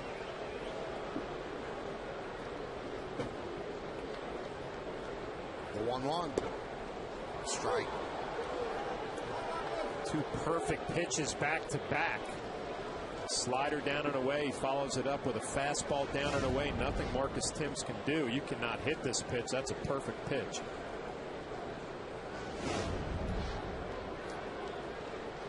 Marcus in battle mode here, behind in the count 1-2.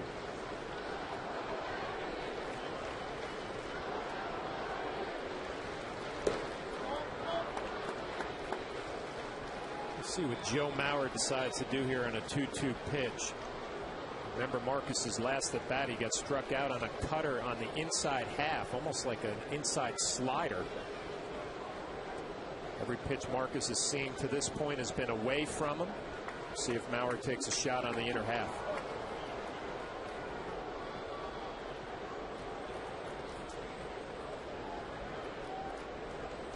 Two, swing and a miss. So he strikes out Timms. Let's take a look at tomorrow's starting pitchers, brought to you by Fios TV, Internet, and Phone. This is Beyond Cable. This is Fios, and this is a good pitching matchup tomorrow. Francisco Liriano off to a great start. Andy Pettit off to an even better start. Missing a start, though, with a stiffness in his left elbow. Our coverage will begin at noon with the BP show. 12:30 is the pregame show. First pitch right around 1:07. You know, John, you'll see the manifestation of the bottom of the order. Here's the Yesmo on that last pitch to Timms. He didn't come close. But this is where the injuries show, because you've got guys down on the bottom of the order that aren't doing the job. Look at the final four guys in the Yankee order tonight: Wynn, Timms, Miranda, and Cervelli. Now, when the Yankees are healthy, you got Brett Gardner batting ninth. So it's a lot different. And here is Miranda.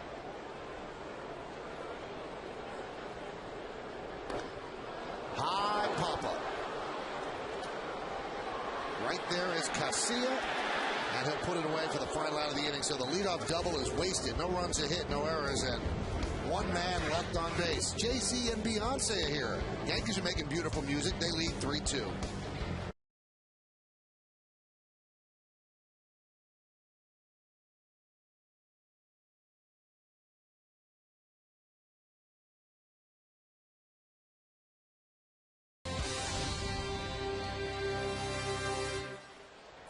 Hard-fought ball game here as we go to the seventh inning, as the Yankees lead 3-2 on the Verizon Wireless scoreboard. 3-8-1, leading 2-6-0.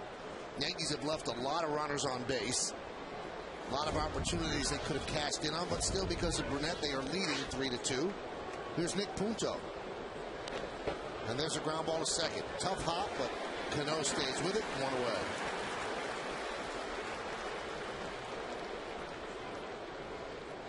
And with the Yankee offense compromised now with the injuries, John, that's when the pitchers have to step up. And the starters have been really good all year. Yesterday, Sabathia didn't pitch, obviously, as well as he normally does, but the starters have really been a revelation. No, they have been. And, you know, Javi Vasquez had a nice performance in Detroit, although he didn't get the win. Phil Hughes has been spectacular.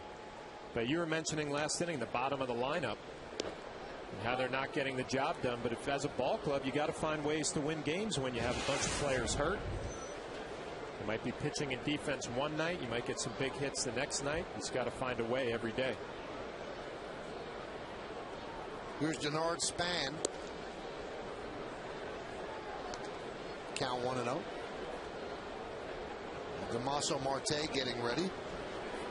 That's if a batter gets on, they'll use Marte for Mauer.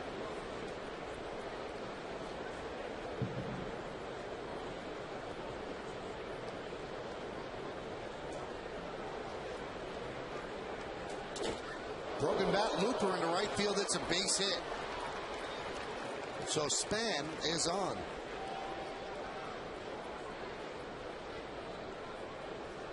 And that's the remnants of the bat, but he'll trade that in. He gets a 2-0 fastball. You see Cervelli setting up away. He has to reach to the inner half. And we've spoken about it all night that AJ has not been sharp with the location on his fastball. But still has enough velocity to get it in on the hands of Span. Shatters his bat. Picks up a one-out base hit.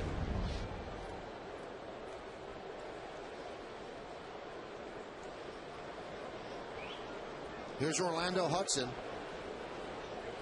Hudson's 1 for 3.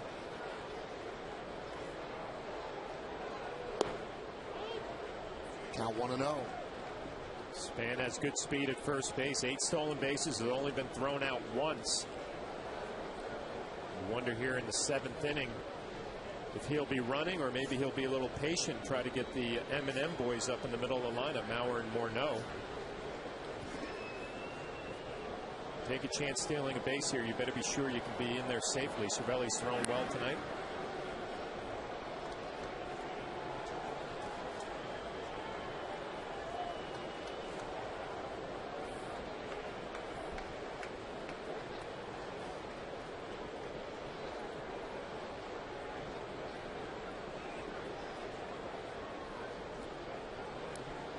Now, what's the peek in by Cervelli? What's he getting from the dugout there? Is he getting the pitch or is he getting the throw over? He's getting signs from Tony Pena, I'm sure, who takes care of the running game in the Yankee dugout, about throwing over, maybe pitching out, or if he wants A.J. Burnett to slide step, quicken up that delivery to home plate. Nobody better than Tony Pena dealing with a running game. And it looks like Span is thinking about running over there. It looked like he was leaning a little bit.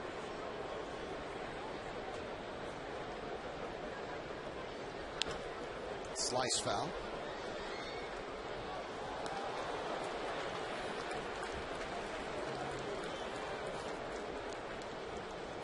Tony Pena has to be happy with what he's seen behind the plate from Cervelli in this ball game. Talked about his throwing the ball all around the bases. Threw out Casilla, trying to steal second. Perfect throw.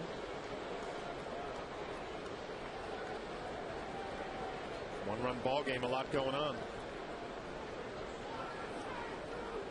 1-1. 2-1.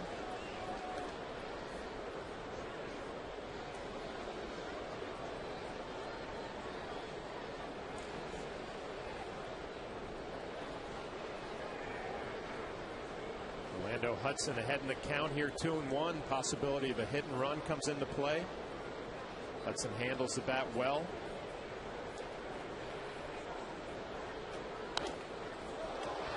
Fouled away.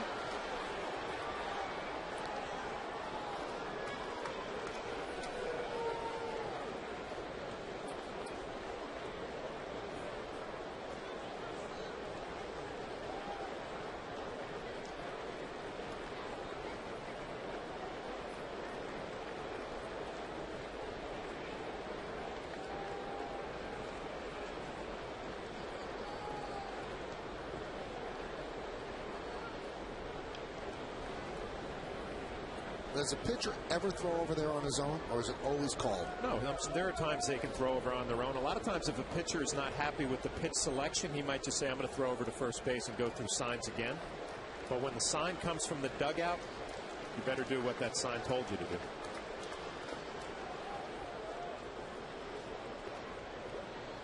(3-2). Now will Gardenhire send Span? Span's been on his own. This will be Burnett's 100th pitch of the night. Managers like to send on 3-2 because you know it's not going to be a pitch out, but it could be a strikeout, and then you take the bat out of Maurer's hand.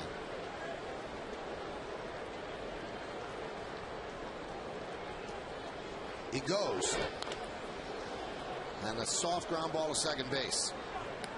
2 outs. Span moves to second. Now let's see what Girardi does. Does he bring on Marte to face Maurer? Looks like he's going to. So 100 pitches for Burnett, and when you consider the way he's pitching in the second inning, that's a pretty good performance by the Yankee right-hander as he's trying to go 5-1.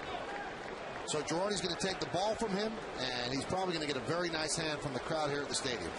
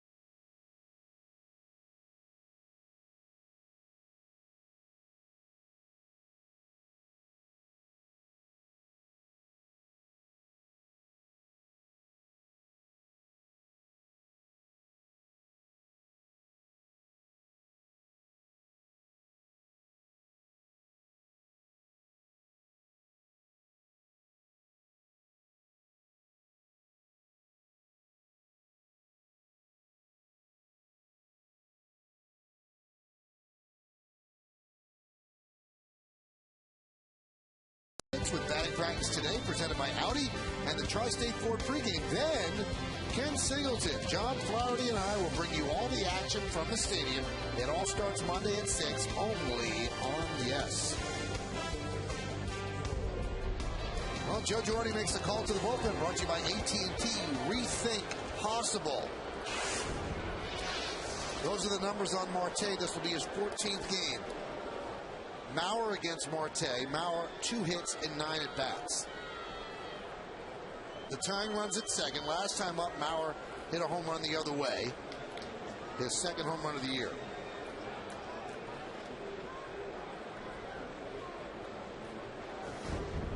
And the pitch. Missed outside. First base open. You can pitch carefully to Mauer. That home run the other way. You also have Morneau on deck, another left-handed hitter. He's 3 for 9 off of Marte in his career.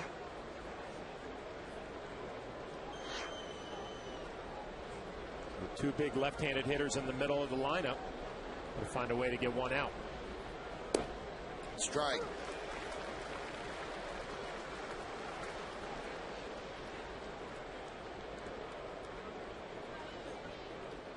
It's where Joe Mauer is so disciplined, realizing the possibility with first base open. Maybe Marte will pitch carefully.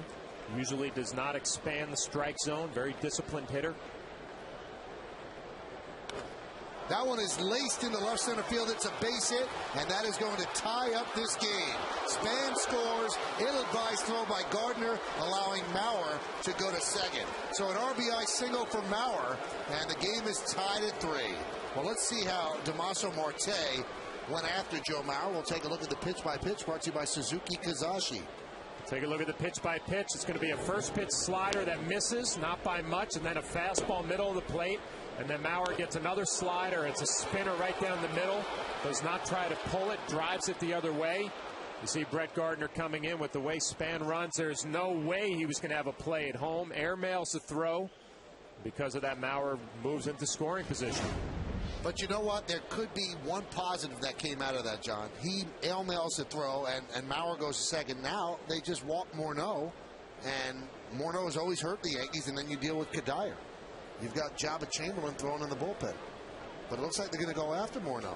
We'll look at our Home Depot scatter report. He's the other end. Mauer gets so much attention, but Morneau is off to a great start. He had some injuries at the end of last year. Swings and misses out of slider. Had some back problems, some wrist problems, but obviously having a good start to the year. Those are not a concern. And he hangs in there against lefties. Hit .277 against lefties last year with 10 home runs. See what he does here against Marte. You know, Michael, I know what you're saying, that first base is open, they could walk him, but why would you have Marte on this team? He's your lefty specialist, right? This is what he's here for. To get Mauer or Morneau out. He couldn't get Mauer. Now he's got to go to work against Morneau. Count 1-2. Good fastball, although Cervelli setting up away. It's up middle. He's able to get it by Morneau. About as good as it gets. The M&M boys, Robertson and Chamberlain warming. So with that single by Mauer, you've just erased A.J. Burnett's night. He's not going to get a win or a loss.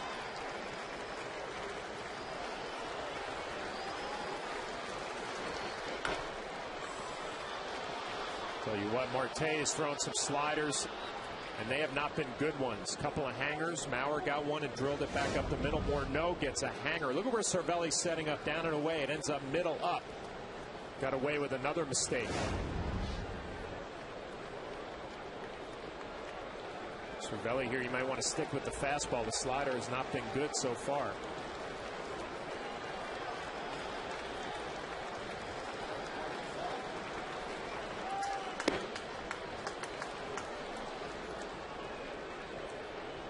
Tough call for a catcher. You know the right pitch is a slider, but your pitcher has shown you that he's spun a few of them up there already. And you're just hoping for one good pitch here, one good slider in a big spot to get the third out of this inning. Mauer leads off second. Game tied at 3. The 2-2. Line drive, base hit to right center field. scoring is Maurer. Morneau will go for second. He's going to have himself a double, an RBI, and the Twins lead 4-3.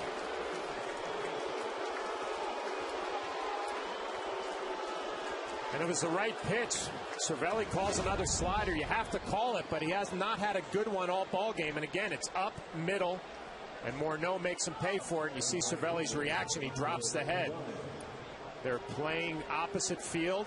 Morneau drills it to right center. It's a tough spot for a catcher. You know the right pitch is a slider, but your pitcher has not shown you he can execute. Another hanger. Well, they're going to intentionally walk Kadire now to pitch to Jason Kubel.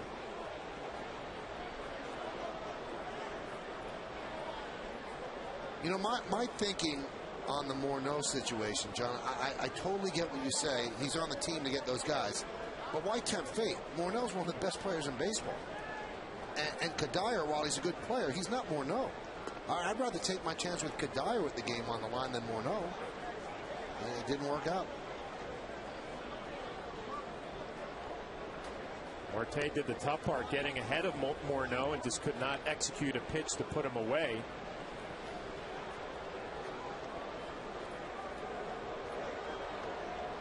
You know he's going to get another opportunity with another lefty, Kubel. See if he can mix in a good slider sometime during this at bat. And remember also on Maurer's hit, the ill-advised throw by Gardner moved him to second. Maurer would not have scored on that double by Morneau. I just don't think he would have from first base. So Yankees a little bit of a sloppy inning for them.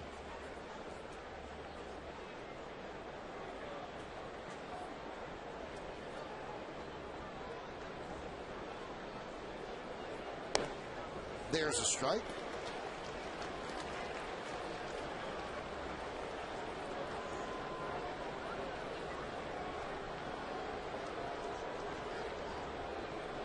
Kubel has hit the ball hard tonight, has a couple of base hits and another hot shot at Mark Teixeira. The 0-1.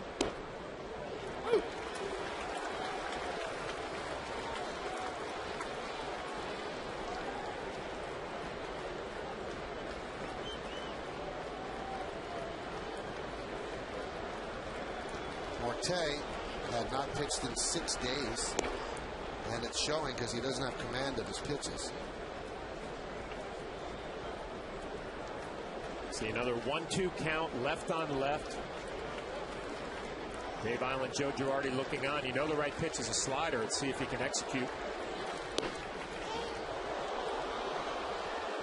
Good one, just missed.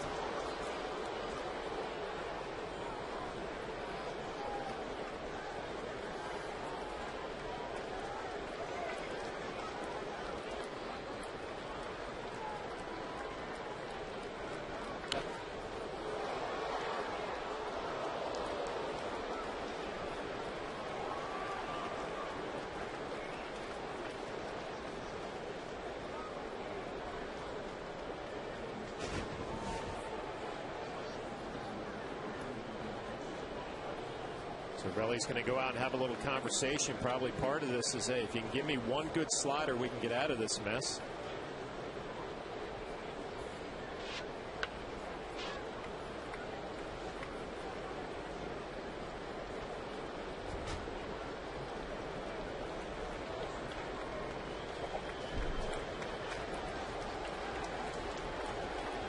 The 2-2.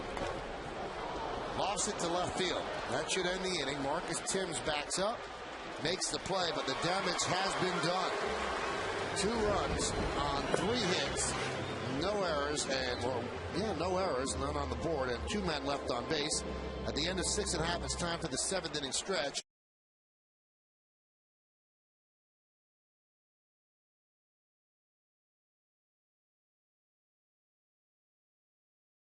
At home and around the globe.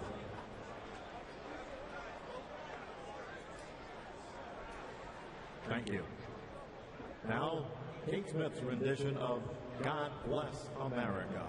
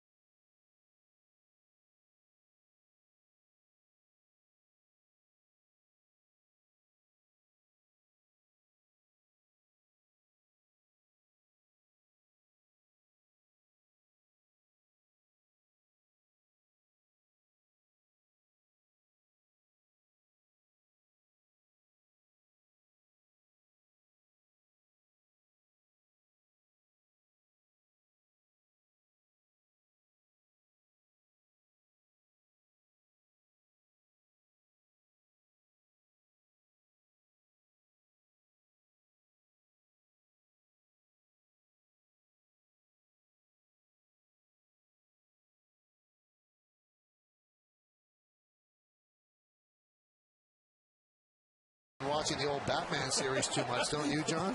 Bam. Wow. Boom. Wow. Verizon Wireless scoreboard. The Twins have retaken the lead 4-3. Francisco Cervelli leads off, and he'll take a strike from Scott Baker.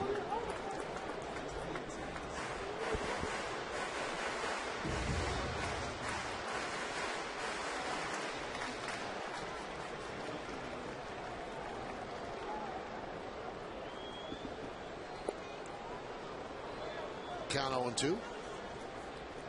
Well, that's an inning, John, that's going to be dissected for a while.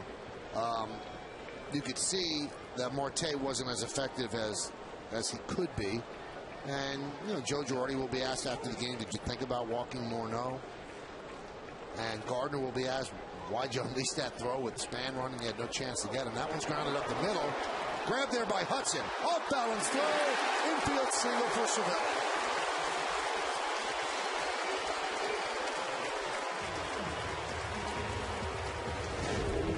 It's another infield hit for a Yankee catcher. You see Hudson going to his right. He's got a lot on this throw. Cervelli runs good for a catcher, beats it by a step. Yankees have a leadoff runner here in the 7th.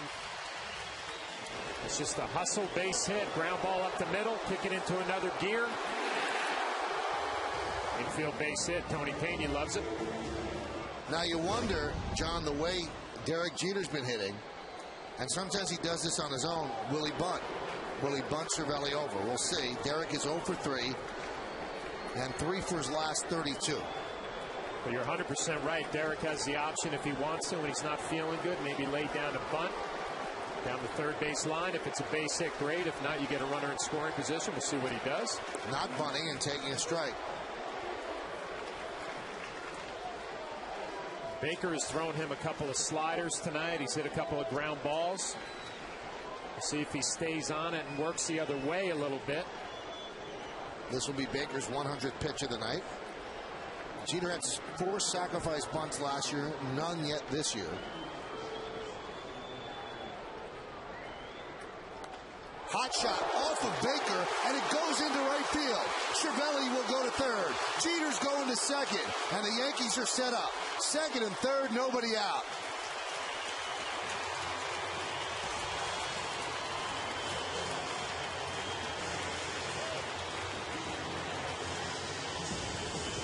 And Ron Gardner is going to have to go to his bullpen. Was at least going to take a look at Baker to see if he's okay. And Derek Jeter pulled off a little bit early, drives one right back up the middle. Like it was off of Baker's knee. Cervelli goes all the way to third, right off his right knee. And it goes through that hole between first and second. Not exactly the way Derek drew it up. Cervelli coming around second and third easily.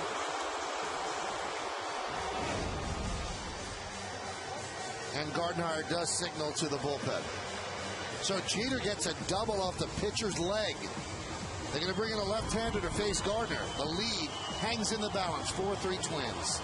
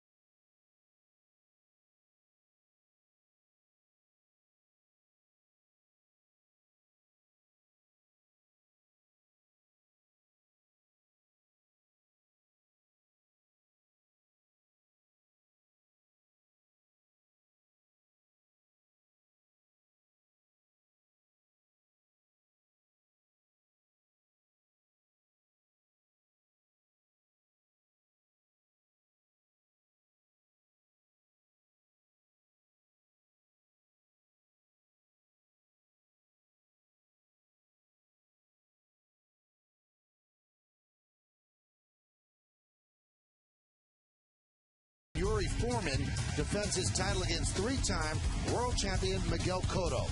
Get your tickets today at Yankees.com/boxing to see the history of boxing continue at Yankee Stadium.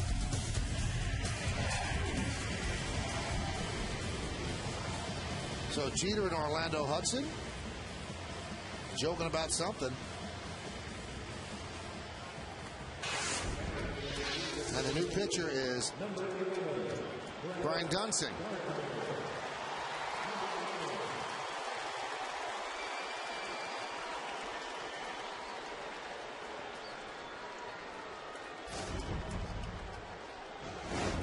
Baker got great reception in the dugout, pitched a strong game, gutty game.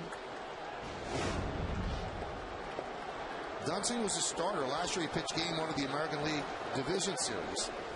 And he deals a strike to Brett Gardner. See what Brett Gardner does right here. You want to pull the ball on the ground to second base. That'll get a run in. You'll also get Derek Jeter to third. If you're Brett Gardner, you probably got to be thinking, I might be able to bunt the ball, pull a bunt towards second base. That would get an RBI and get the runner to third. Looks like he's going to swing away. We saw Randy Winn having a bat like this early on in the ball game. Couldn't get the job done. If you're the Yankees here, you're lined up to take a lead. If you don't even have to get a base hit, a little ground ball from Gardner, and then possibility of a sacrifice fly. See if they can execute.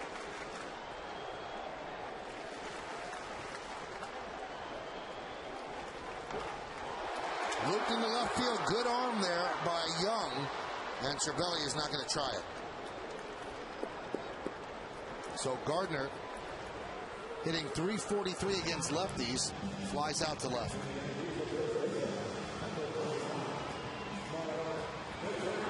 And that'll bring up Teixeira, switch hitter, who'll work from the right side. Yankees are 2 for 9 tonight with runners in scoring position, and 6, 7, 8 in the order are 0 for 6. Teixeira 2 for 3. Single run scored, double and an RBI, but they're going to intentionally walk him. And they'll probably bring in the righty to face A-Rod. Mark's had a good night swinging the bat from the left side. This would have been his first at bat from the right side. So Alex Rodriguez is going to get challenged here in the 7th inning. An intentional walk to Teixeira to face Alex Rodriguez in a big spot. Well, that's certainly issuing the challenge to Rodriguez here, who has not been swinging the bat great. Not terrible, but not great. Certainly not the power that he is supposed to exhibit. And now he sees somebody being walked in front of him as they choose to pitch to him. There's ball 4. So that'll load the bases and set up the double play.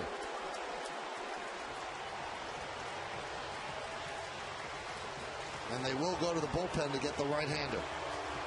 So Gardenhire trying to hold on to this 4-3 lead. A-Rod will go to the batting coach, Kevin Long, and get the batting report.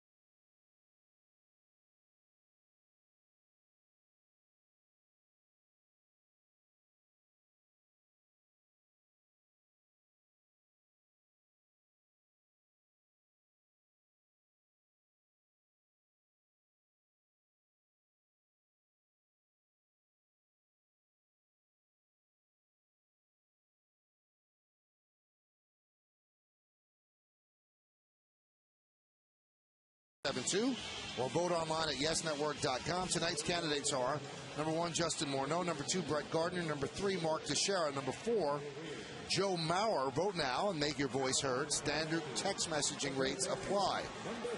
Now, Ron Gardenhire makes a bit of a curious move. He brings in Matt Guerrero, the right-hander, to face A-Rod. Why is that curious? Did he look at the matchups? A-Rod 4 for 6 against Guerrero and 3 of the 4 home runs. A-Rod is 7 of 9 this year at getting the run in from third with less than 2 outs.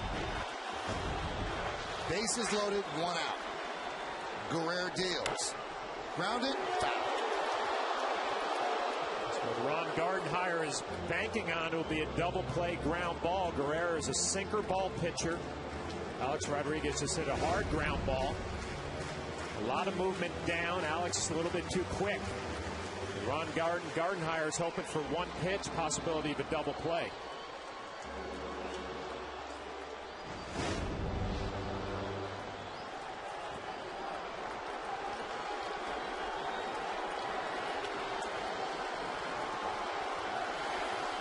The 0-1. Hit deep to left field.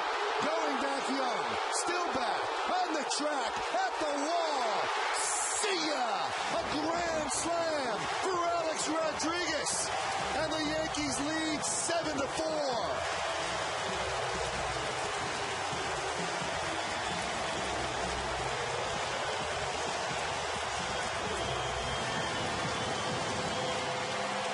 Should have checked the matchups there, John. Well, you see Alex Rodriguez is pumped up. The Yankees are pumped. Ron Gardenhire was hoping for a sinker down and a ground ball, but check it out. It's up. It's middle. Alex Rodriguez able to get underneath it, get it in the air. He's just hoping it's going to carry out of here, and it does. His 4th home run of the year, grand slam. The Yankees lead 7-4. That's A-Rod's 19th career grand slam. Crowd wants a curtain call. Will they get it? Robinson Cano is waiting. Now they tell him. And he gives it to him. 19 grand slams as the Yankees take a 7-4 lead. The power has been absent for Rodriguez this year, but it reappears right there. That's his 4th home run of the year. Take a look at the swing on Yesmo, and you can see the pitch is elevated up in the zone. That's not where you want a sinking fastball. Michael, we mentioned earlier in the game, Mark Teixeira and Alex Rodriguez have to pick it up, and obviously they have tonight. Mark has swung the bat well. Alex Rodriguez, a big grand slam.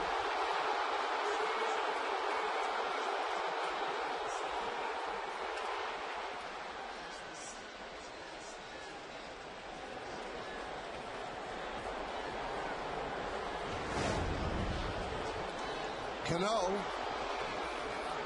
shallow fly ball.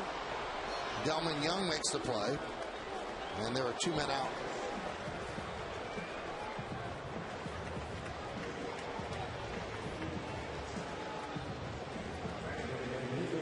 Now you might say, okay, where else could Gardenhire have gone? Well, you have Alex Burnett, a right-hander. You have Jesse Crane, a right-hander. You see Alex Rodriguez, who just clubbed his 587th home run to break the tie with Frank Robinson. Next up, Sammy Sosa. His other right-hander is John Roush, who's his closer. He wouldn't go to him as Wynn swings and misses. So he goes to Guerrero, and now Alex against Guerrero is 5 for 7 with 4 home runs. That's a little bit more than a coincidence.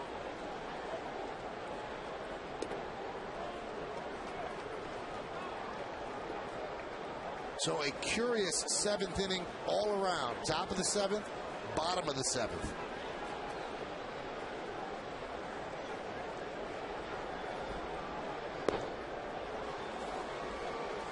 Count 1-2.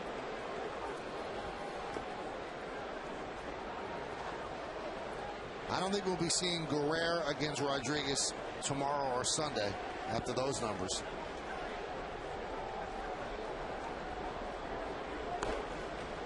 Grounded to second. that'll do it, but the damage has been done. 4 runs on 3 hits, and nobody left. But the biggest hit off the bat of Alex Rodriguez, his 19th career grand slam and his 4th home run of the year.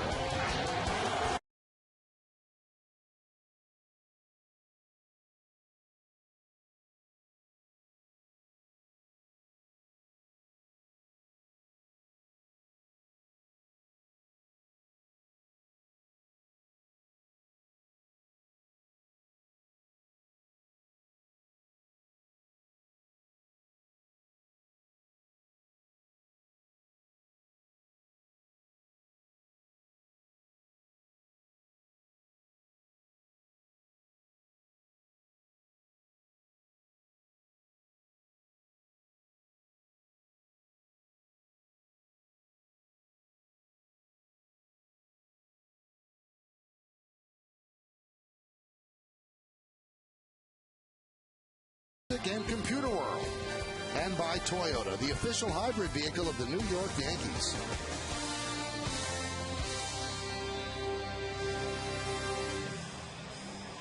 Well, Greg Golson takes over in center field as Brett Gardner moves from center to left. Marcus Timms will have the rest of the night off. Yankee fans are feeling it tonight as the Yankees start their homestand, and it's been an exciting game. Seesaw back and forth, managerial decisions backfiring, so certainly a lot of entertainment. And now you have Jabba Chamberlain, the 3rd Yankee pitcher. Jabba's been on a run. He has not allowed a run in his last 7 appearances. See the ERA 2.3.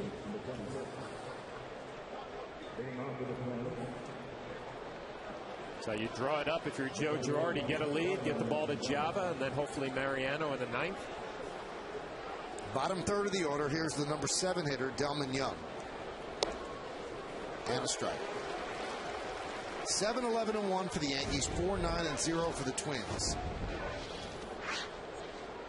The Yankees are 10-2 at home this year. Fouled away. Big crowd at the stadium, 45,195. Not many empty seats around the ballpark.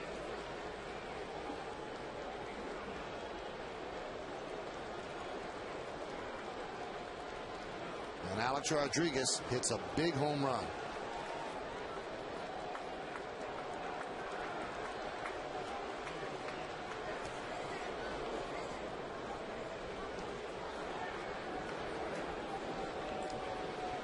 And the count 1-2.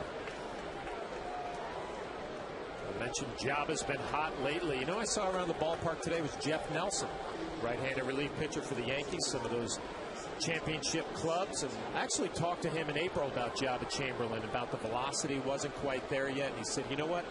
See Mariano getting loose. He said, don't worry about velocity with the relievers in April. At the end of April, beginning of May, you'll see things change. Slider misses, and I guess he was right, because that's about the time Jabba's velocity picked up a little bit, and he's been on that good run. Well, in Detroit, he was clocked at 98 miles an hour at Comerica Park, and he hasn't thrown that hard since 2007. That was when he first came up and was hitting triple digits.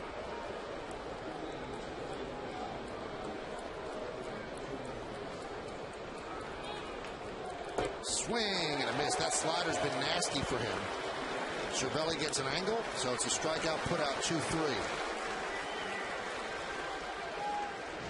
Pitching coach Dave Island looking on. It's another slider. Good job by Cervelli keeping it in front. The free swinging Delman Young swings at a slider in the dirt for the first out here in the 8th. Got to give some credit to Cervelli. He started off that rally in the 7th inning, hustling infield single to lead it off. The Yankees had just lost the lead, and comes right back, boom, and then Jeter doubles off the leg of Scott Baker.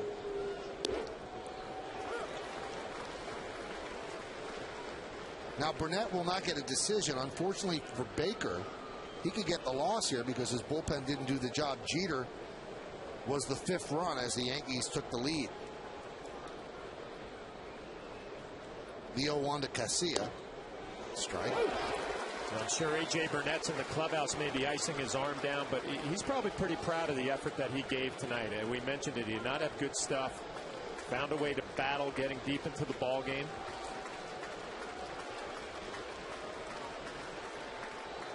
Could not hold up. High fastball. Casilla down on strikes. Jaba's got a good look in his eyes tonight. A fastball up. Casilla cannot hold up his swing.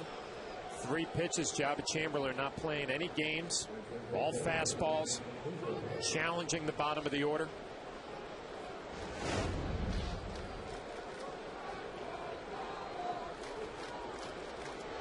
Jaba has 10 strikeouts in his last 6 innings pitched. Here's Nick Punto. And strike, 95-mile-an-hour fastball. Throwing it right down the middle, too. Just challenging these hitters, getting ahead in the count. Got a good look in his eye, too.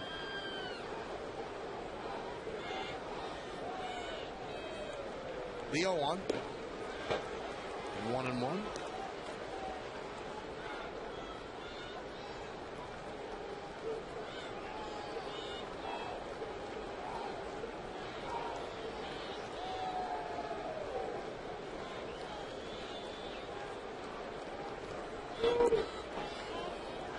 Count 2-1.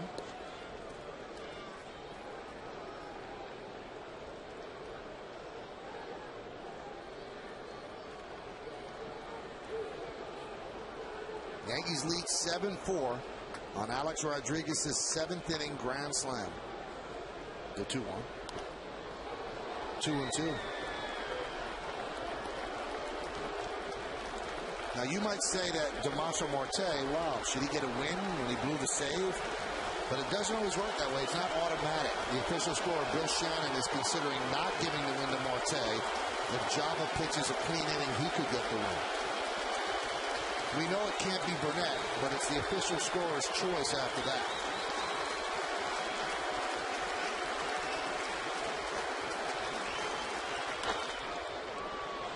Fouled away. Tell Jaba feels good about his fastball, 96 miles an hour. That would have always been a spot for a slider there for the possibility of a strikeout. Obviously feeling good about his stuff tonight, challenging hitters.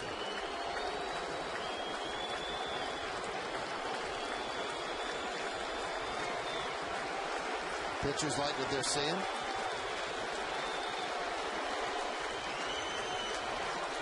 Two. I'd say that's a clean inning for Jaba Chamberlain. Cervelli gets the angle, and Jaba strikes out the side. Let's take a look. Delman Young leads off. Slider swung on and missed. Alexi Castillo, fastball.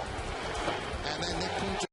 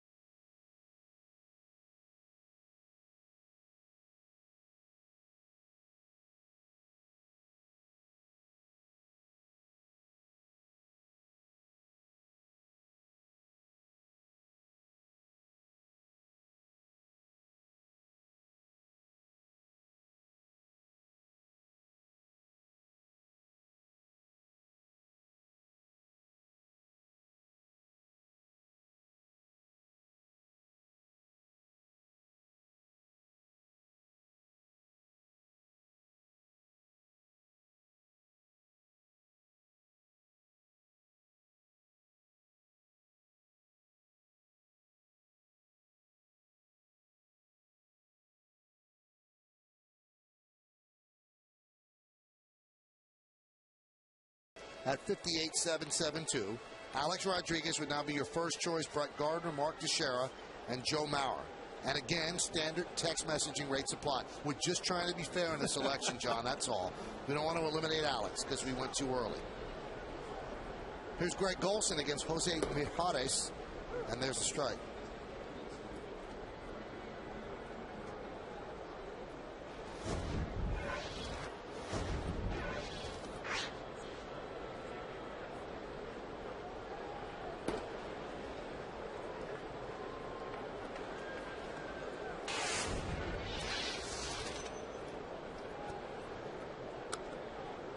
Those are the numbers on Mijares.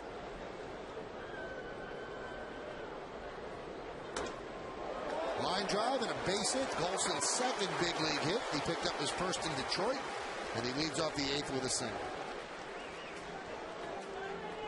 So comes in for defense and then picks up a single. Not an easy thing to do. Go up there cold, get a at bat, picks up a base hit. Now the possibility of stolen base.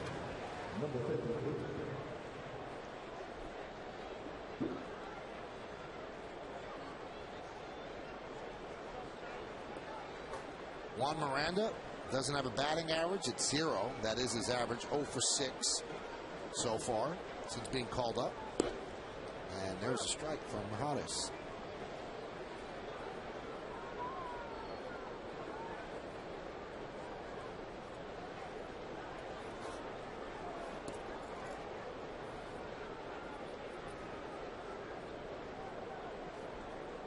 And the 0-1. And the third base umpire, Bob Davidson, said he went around. Juan Miranda does not think so. Shakes his head a little bit. These are at bats. Joe Girardi, Kevin Long, the hitting instructor, will pay attention. How does he hang in there against a lefty? Just nipping the outside corner, 1 and 2.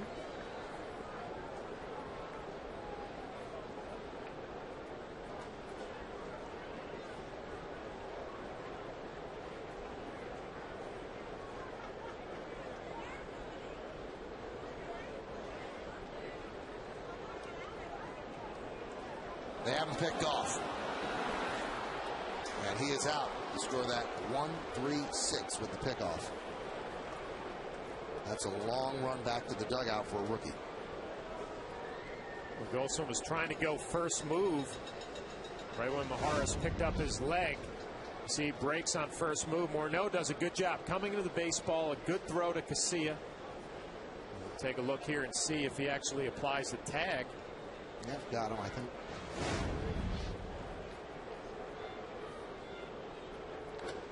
That one is driven deep to center field. Going back, span. Still back. Track. And it's over his head and up against the wall. Miranda picks up his first base hit of 2010, and he gets a double. Now the pickoff looms very large, although that's the fallacy, the predetermined outcome. You don't know if that double would have happened. Well, I mentioned Kevin Long, Joe Girardi. You pay attention with a young hitter, how he's going to hang in there against a left-hander. Well, he handles himself just fine. Driving this ball to center field, short hops the wall. Going to get into second base with a stand-up double. First hit of the year for Miranda.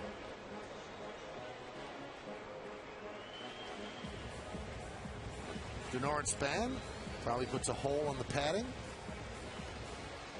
And he's in midair and comes down with the baseball as Miranda gets himself a double. Mijares' night is over. Pitching change. We'll come back.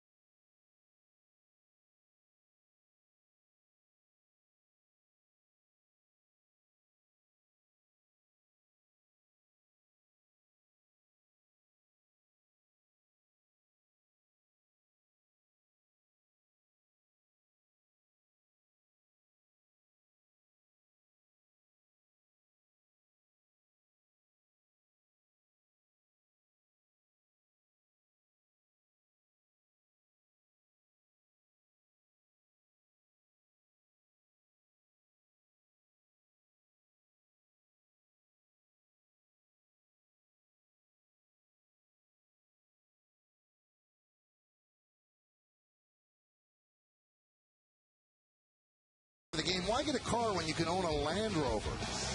Bottom of the 7th, Alex Rodriguez, bases loaded. It'll be a grand slam, his 4th home run of the year. That is your Land Rover drive of the game.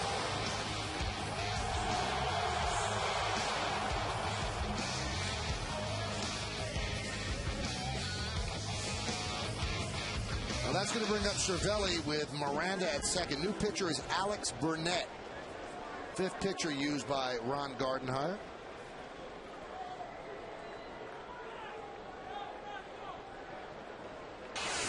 Those are Burnett's numbers. 16 2/3, 15 hits, 18 strikeouts, good. 10 walks, not good.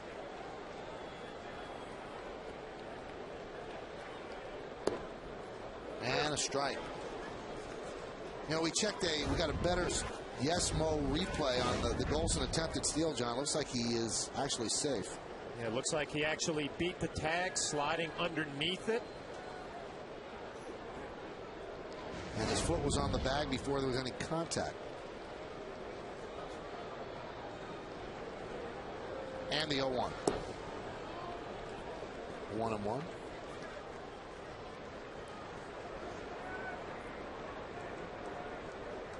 Somebody will tell Joe, you know, Golson was really safe. Or maybe Golson will tell him, you know, I was really safe.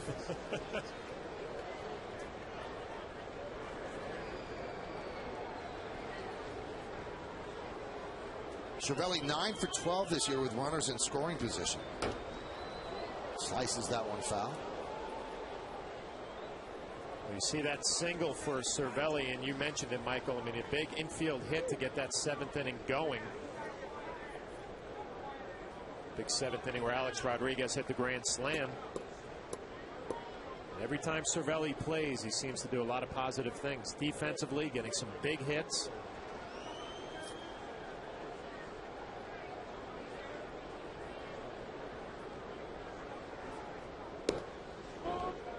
Takes a fastball outside.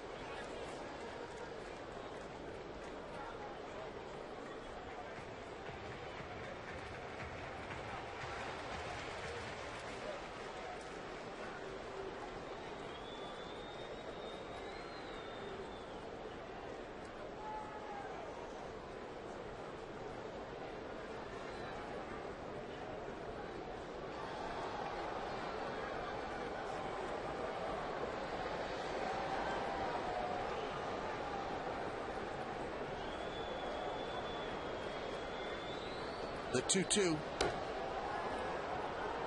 Continuing to battle.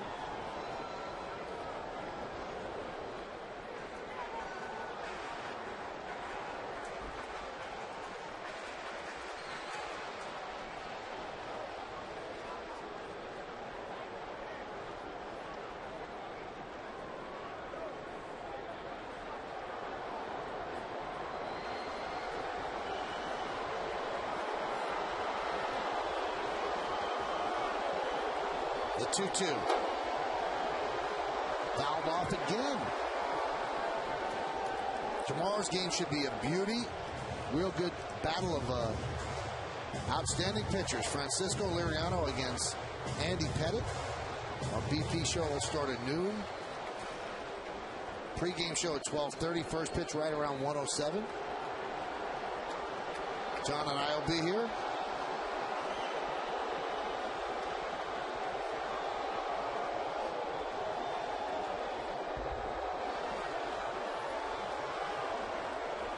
Try to sneak in and get Miranda leaning. Looking forward to that game tomorrow. Andy Pettit said he's not having any problems with the elbow, so the Yankees expect him to go out there and give him a quality performance. We mentioned it earlier, Liriano coming back this year. Good fastball, quality slider. Power changeup, should be a good matchup. The boys here in the background, they're doing the wave here at the stadium, the 2-2. Served into right field. It is a base hit. Scoring is Miranda. Rolls around in the corner. Cervelli's going to go for 3.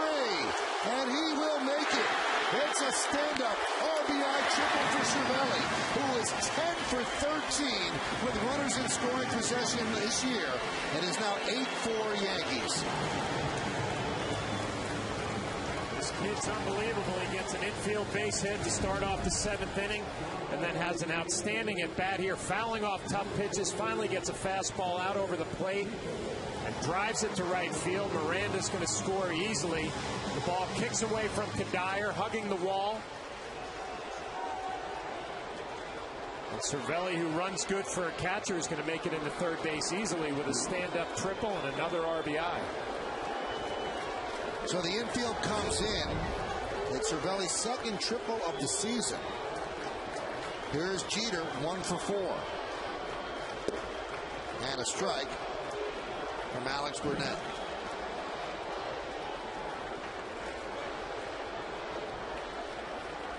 Derek 1 for 4. The first 3 at-bats, pulling off a little bit. Last at-bat drove a fastball right back up the middle off of Scott Baker's leg.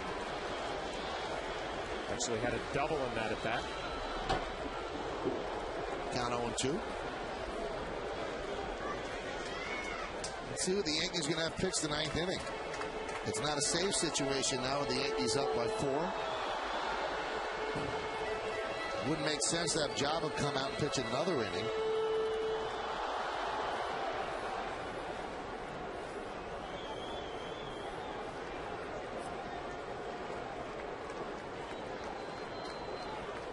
And the 0-2. Missed outside. No one's warming in the Yankee bullpen right now. And Java's still sitting in the dugout, so maybe it will be him.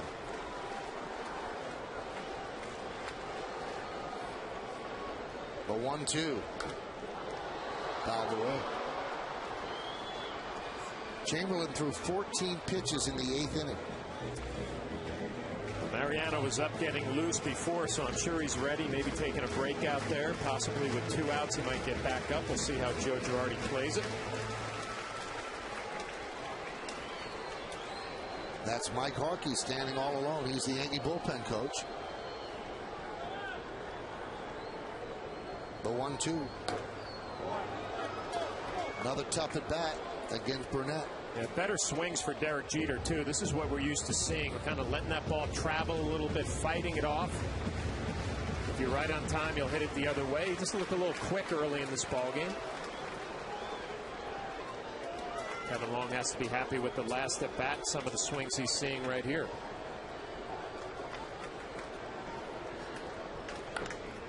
Grounded to third. Punto will hold the runner. And there are 2 outs. Well, after the final out of this first game against the Twins, join Bob Lorenz and Kimberly Jones for the WB Mason postgame. Get highlights, analysis, the whole deal, plus the reaction from the clubhouse and more. All on the WB Mason postgame coming up later. Only on Yes.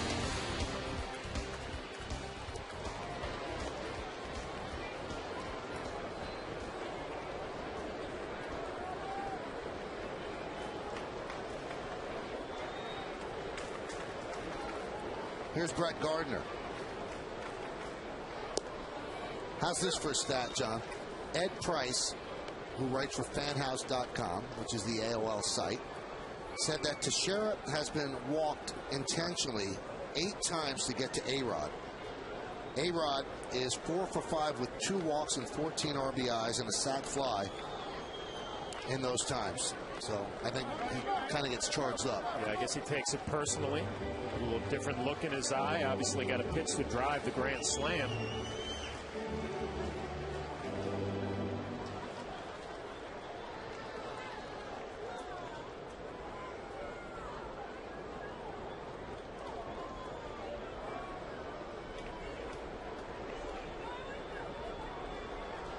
The 0-2 outside, 1-2. This is how A-Rod looked when they were walking Teixeira. Okay. Let's go. Bring it. And if you just joined us, he followed with his 19th career grand slam. Give the Yankees the lead. Count 2-2.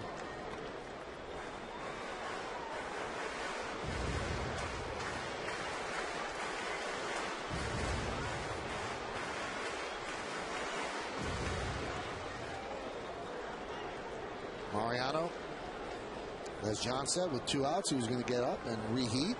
Looks like he will come on. The 2-2. Still 2-2.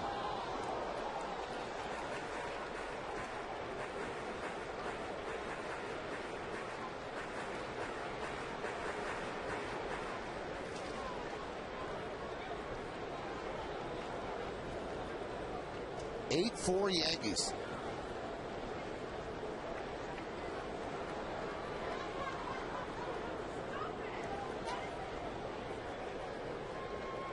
And the 2-2.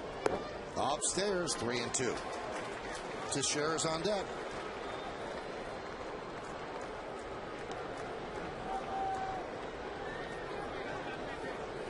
Ron Gardenhire, as I mentioned, as a Twins manager, is 3-23 in the Bronx.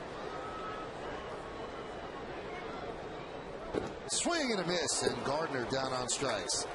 But the Yankees get an insurance run. 1 run on 3 hits, 1 man left. 1 run came in on this triple by Francisco Cervelli. 10 for 13 with runners in scoring position.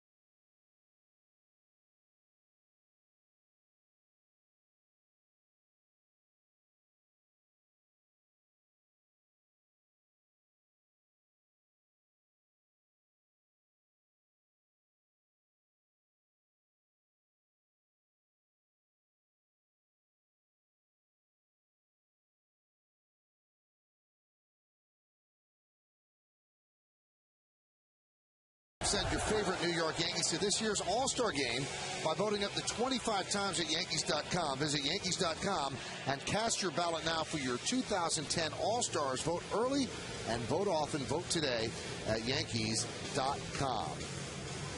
So you can hear the strains of Enter Sandman in the background here at the stadium. And that means Mariano Rivera will enter the game, and he has not had save opportunities. He was out with that bad side for a while, and he came in an 8-0 game in Detroit. Look at the 10 innings, 2 walks. He's not given up a run yet. It'll be his 12th game of the season. So the Yankees 10-0, including the playoffs last year against the Twins, and now trying to start the 6 games they'll play against each other this season with a victory. Top of the order against Rivera. 8-4 Yankees. Denard Span will start it off. There's a cutter for a strike.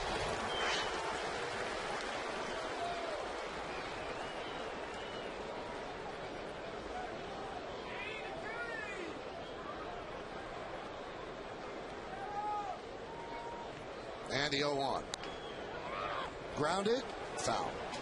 Grabbed by Teixeira, but a foul ball.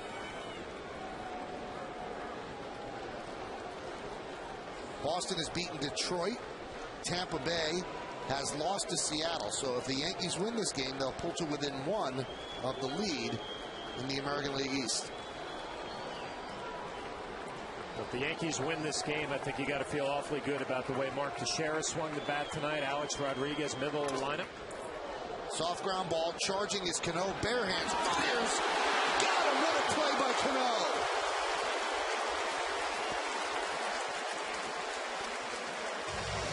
A lot of smiles out there on that infield. Robinson Cano makes this look a lot easier than it is. It is not hit hard. He comes in bare hand, gets a good grip and a strong throw to get a speedy Denard Span by half a step. Again, we take a look on Yes Mo. Check out the grip that he gets on this baseball. It's like a change-up grip that he probably changes on the way up. Strong throwing arm. No one can believe the way he makes that play and the arm that he exhibits. Here's Orlando Hudson. And there's a strike. Orlando Hudson won the Gold Glove in the National League last year at second. Placido Polanco, who won in the American League, has gone to play third base for the Phillies in the National League. So Cano might be battling Hudson for that prestigious honor this season. Count quickly 0-2.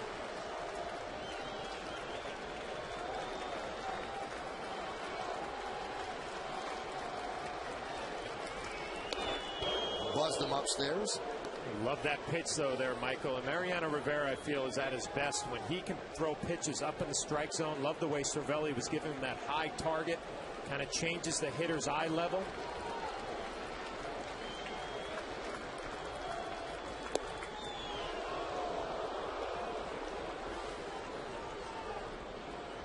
Can't say enough about what Cervelli does behind the plate, and then obviously what he's doing at the plate, driving in some big runs. The 2-2. Chop back to the mound. Mariano. One more out to go.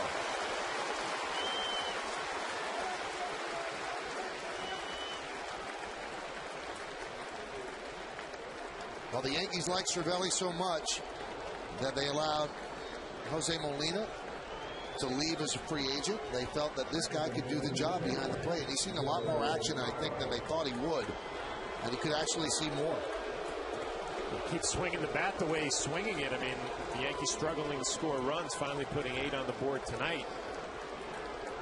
Every time he plays, he does a lot of good things back there. There's Joe Mauer, a battle of two of the best. And there's a strike. Brett Gardner with a home run in this game, but the big blow, a grand slam off the bat of Alex Rodriguez in the 7th inning, turned a 4-3 Yankee deficit into a 7-4 Yankee lead. Now they're leading 8-4 with 1 out to go in the 9th.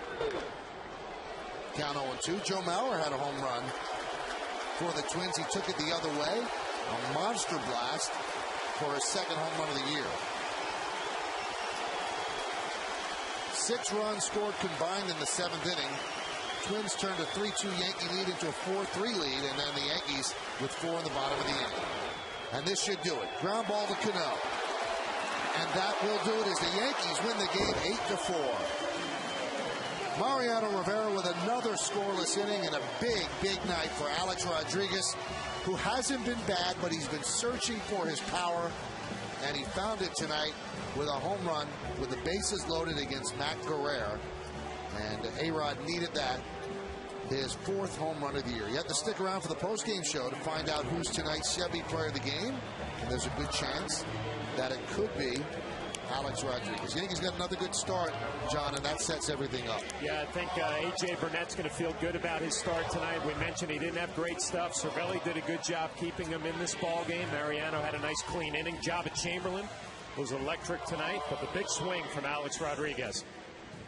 And we are notified that Jabba Chamberlain got the win. They did not give it to Damaso Marte. So Bill Shannon, the official scorer, does a good job with that. And Jabba struck out the side in the 8th inning, so he deserved to get the victory. Yankees are now 11-2 at home this season. And Kimberly Jones is with the star of the game, Alex Rodriguez. Kim? I am, Michael. Alex, Michael just said maybe you feel like you found your power stroke tonight. Do you?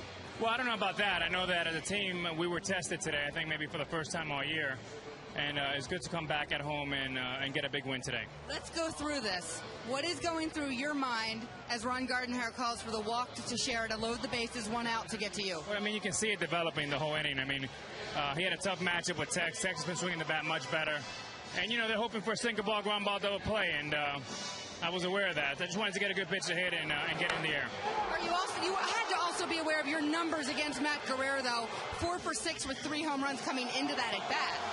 I was not aware. I haven't faced him that much. I've only probably faced him, like you said, a handful of times, and it was good to get a good pitch to hit and get a big hit for us. But you, coming into it, you have 586 home runs. Does part of you say, all right, you really want to do this? No, I mean, look, he's a great manager over there, and I have a lot of respect for him. And they're playing the game. And, again, I just wanted to do my job right there. And what was the pitch that you hit? I think it was just a fastball middle. It looked like you had to double-check that you got all of it? Well, I didn't know. I knew that at least we got one run in. I wanted to stay away from hitting a hard ground ball to third and get the ball elevated, and that swing felt pretty good. There's something about playing the Twins that brings out the best in the comeback in you guys, isn't there? Well, we don't want to make a habit of it. We have the utmost respect for that team over there. They play the game really, really well, and they have some phenomenal player. They got a full metal jacket. They're very healthy right now, and tomorrow should be another big game. Thank you, Alex. Thank you. Michael? All right, thank you, Kim, and thank you to Alex. So Alex Rodriguez with his 19th career Grand Slam. They issued the challenge. They walked Teixeira in front of him, and he answered the challenge with a big home run to give the Yankees a lead. Yankees held on to win 8-4. We've got some awards in the postgame coming up.